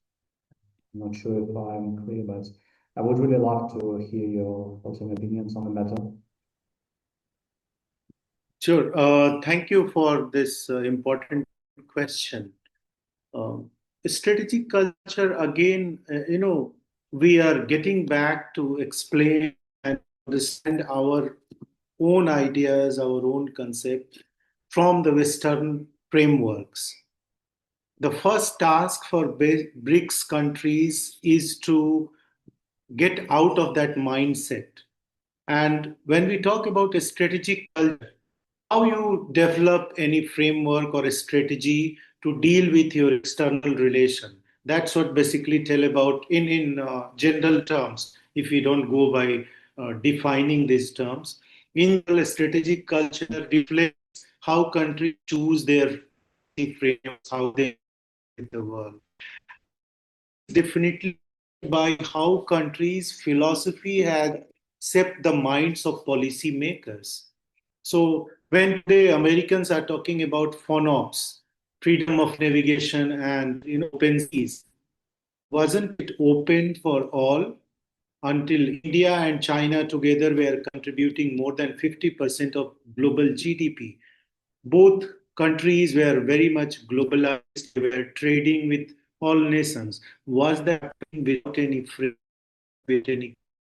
Certainly not. But deliberately, Western frameworks, Western education system has imposed their frameworks, and that's where we also look at, when they compare theoreticians or philosophers, Machiavelli, Kautilya is compared with Machiavelli, that Kautilya is Machiavelli. You see the timeline, but Kautilya came way before Machiavelli was born. and you compare Cordelia to Machiavelli. So this is framework, how you put perspective. So I think this is the time when in India already there are, and in I think China also there are attempts, and I think one of the speaker mentioned about it, non-Western theories of international relations. So there we need to bring out our own perspective, and that's where this question of a strategic culture. We believe in dialogue. We accept this idea of diversity. At the same time, we accept that others also have views which we need to listen to and then find a common ground. And I will give you one analogy where Indian philosophy is treated as a lotus flower. So India is considered as one petal of that lotus, considering that there are other petals which represent other civilizations, other ideas. And unless they come together, it will not become a lotus flower. So it has always considered taking the middle path, taking the middle ground. So when we look at strategic culture, that middle path will bring this diversity. And diversity is not weakness. I think previous distinguished speakers also mentioned this, that diversity is not weakness for BRICS. It's our strength. We accept that we are diverse, but we have some common shared challenges, shared interests, and broad outlines which emanates from our own philosophy, and that guides our strategic culture as well. So I think strategic culture is culmination of what we learn from our own culture. If you look at practices, whether you go to China, whether you go to any these countries, there is deep respect for teachers. Do we compare our notes?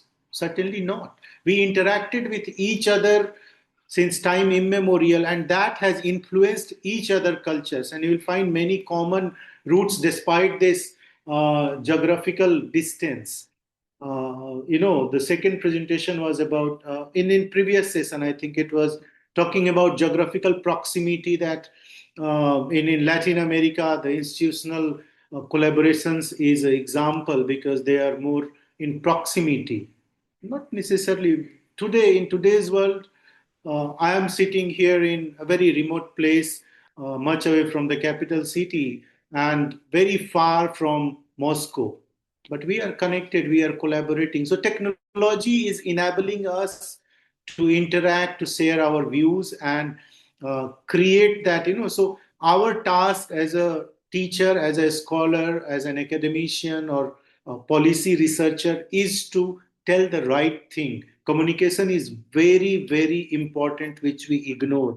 Culture, that is very, very important, but somewhere it is sidelined when we talk about. It's very fancy to talk about geopolitics, about geoeconomics. Culture is not considered that important. But if we don't know about each other cultures, how we communicate, intercultural communication is very critical. Otherwise, it will be missed into translation, it will be missed into messaging. So that is, as a scholar, our task is to write papers, to speak, share our views in such dialogues, and have more level of interactions.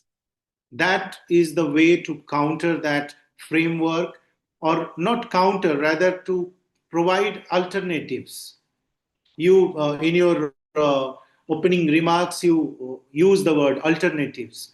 So we are actually providing alternatives, not countering. We will accept the ideas which are good, which is into Western system, but they also need to accept, recognize that we have our own concerns, we have our own voices, and that must be heard. You can't ignore anymore.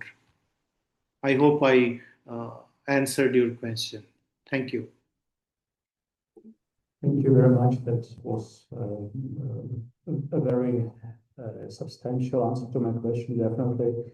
I'm very happy to hear your thoughts on the matter. Are there any other comments on this question, or may I move to my other question? If anyone wants to add. Okay, so yeah, my next question is probably connected to the closing remarks by Dr. Chaturvedi in his previous reply to my question. But I'm concerned about the epistemic community of BRICS. So obviously we want to provide some intercultural dialogue. We want to we want that the BRICS cultures have some influence on different areas of academic work, international relations, politology, philosophy, obviously. And many of us here in BRICS and as well as other countries, obviously, are promoting different approaches like comparative philosophy, intercultural philosophy, global international relations. But I think that it is a common topic in most of the review work in the area. Many scholars claim that while there has been a slight growth in interest towards, say, global international relations projects or intercultural philosophy, most scholars in the corresponding areas remain in their Western epistemic bubbles, and they do not have any interest in non-Western thinking, non-Western philosophies. And how should we deal with that? Is it the situation that non-Western philosophies, BRICS academic cultures, they are in a sense subaltern, and the subaltern cannot speak and they cannot influence the global academic dynamics? Or do you think that there is that there are positive modifications of the global academic process? I think that this is a question to all of our panelists. So I would be glad if you can share your opinion on the matter. Thank you. It's for me, right?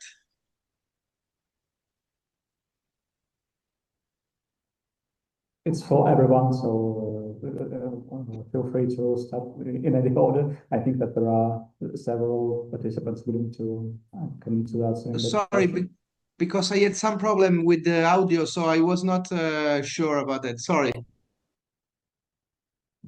Okay, so. You raised, this is, I guess, for everyone. So very briefly, my comment is that for West, there is no choice than to come and engage BRICS countries and in larger, what we talk South-South cooperation and other countries in this part of the world. So that is not a choice, that a compulsion for them to deal with, to reckon with, because the future lies here. That is one. Two, you said, subaltern or other perspective, they are not allowed to speak. But when you talk about sustainability, I'll give you just one example and stop. Sustainability, for example, or SDG goals we are talking about, it's our cultural practices where that's ingrained in our DNA to follow certain patterns. Those who are imbibing their own culture, they are rooted in whether respect for animals or respect for nature, getting connected to the nature. That's very much part of those who are practicing it. So we don't need lectures on sustainability from others. We are practicing it. I'll give you just one example from Nalanda, where I teach. Here we have a system called Ahar Payan system. So rainwater is harvested, automatically it's channelized, and there is everywhere, if you go in this region, there are many ponds which collects rainwater, and that is reused. In our own campus, which is spread over 500 acres of land, we don't use a single drop of groundwater for all our requirements, be it horticulture or our drinking water. Everything is rainwater we use. We don't need lecture on this from, we are just following our ancient 5,000 years old practice, revived it, and we have 100 acres of water bodies, more than 17 large ponds, which can cater to the demand of university for 18 months, even if there is no single drop of rain in the country. So we have enough water reservoir, which we have used our ancient wisdom, ancient system. Same with the buildings where we apply ancient knowledge, which has less amount of, that is made in a way that you don't need too much air conditioning in that system or lighting. You capture light but no heat. So all those ancient, this is not unique to India. In China, in Brazil, in Russia also, they have their ancient wisdom which guides. And so the point is that whether you counter that argument by Western, institutions, whether IMF or World Bank, so that's where we needed to have AIIB, we needed to have New Development Bank, and we are arguing for that. That's where we need alternatives, and these voices will come up. No one can stop this. Thank you. Well, my comments on this in this regard. My work is about disinformation studies, my main work nowadays. And disinformation studies is an area that has been structured from the US perspective in a large sense. The international literature on disinformation studies usually presents Russia and China as the main factors spreading disinformation in the world, never the United States. And I am the leader of a research group in my country, a group that includes scholars from different parts of the country. And our main goal is to make a different view of disinformation studies, not US-centered, not led by US political interests on this in this regard. And there is an interesting point to raise here, that is the point of opportunity. And this point of opportunity has to do with the rise of Donald Trump to the US president. And because no one wants to go to events in the United States by now, because people are afraid of being arrested, humiliated. And I was supposed to go to ICA, the communication meeting in Denver, and I and a lot of people from around the world refused to go. Daya Tusu, Indian scholar working from China, said, I will not attend the meeting because it is risky. And events are being displaced for different parts of the world. For instance, Association of Internet Research happened in my university, and Niterói, close to Rio de Janeiro. And next year it will be in Mexico City. And ICA will be happening in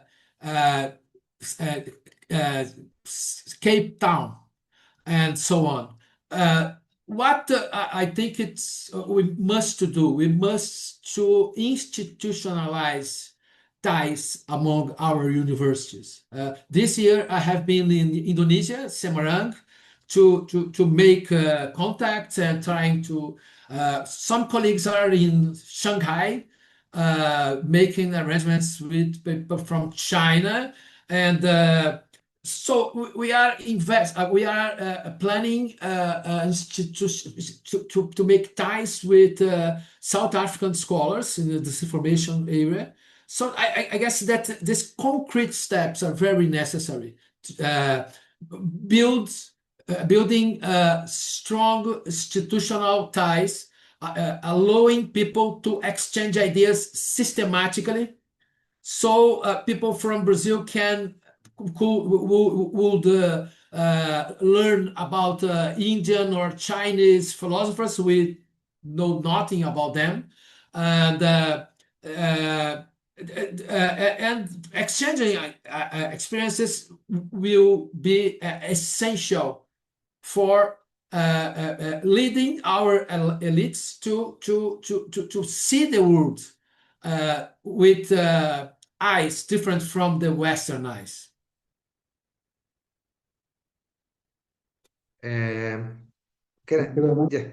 Professor Petrona, please. Yes.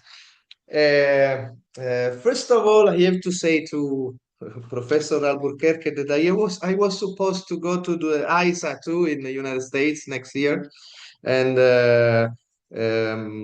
first I will not. I think I'm sure, quite sure, I will not attend because not only because for fear, because but I think that now we should also in academia we should try to take a position also of a kind of protest, no? In this in against this kind of politics of United States and what is happening. So I will do more for this than for for other for fear for other things. So, but anyway, I agree with you that in other question about the promotion of network and try to promote different narratives. Now, from the point of view here in Europe, in Italy, for example, for the philosophical classes that I give to my students are all based in the Western tradition. So Greek philosophy, medieval philosophy, and everything. And in a ministerial way, is the ministry that promotes the programs. So there is very little room for other kind of philosophical point of views and perspective coming from a non-Western or non-European non-European visions.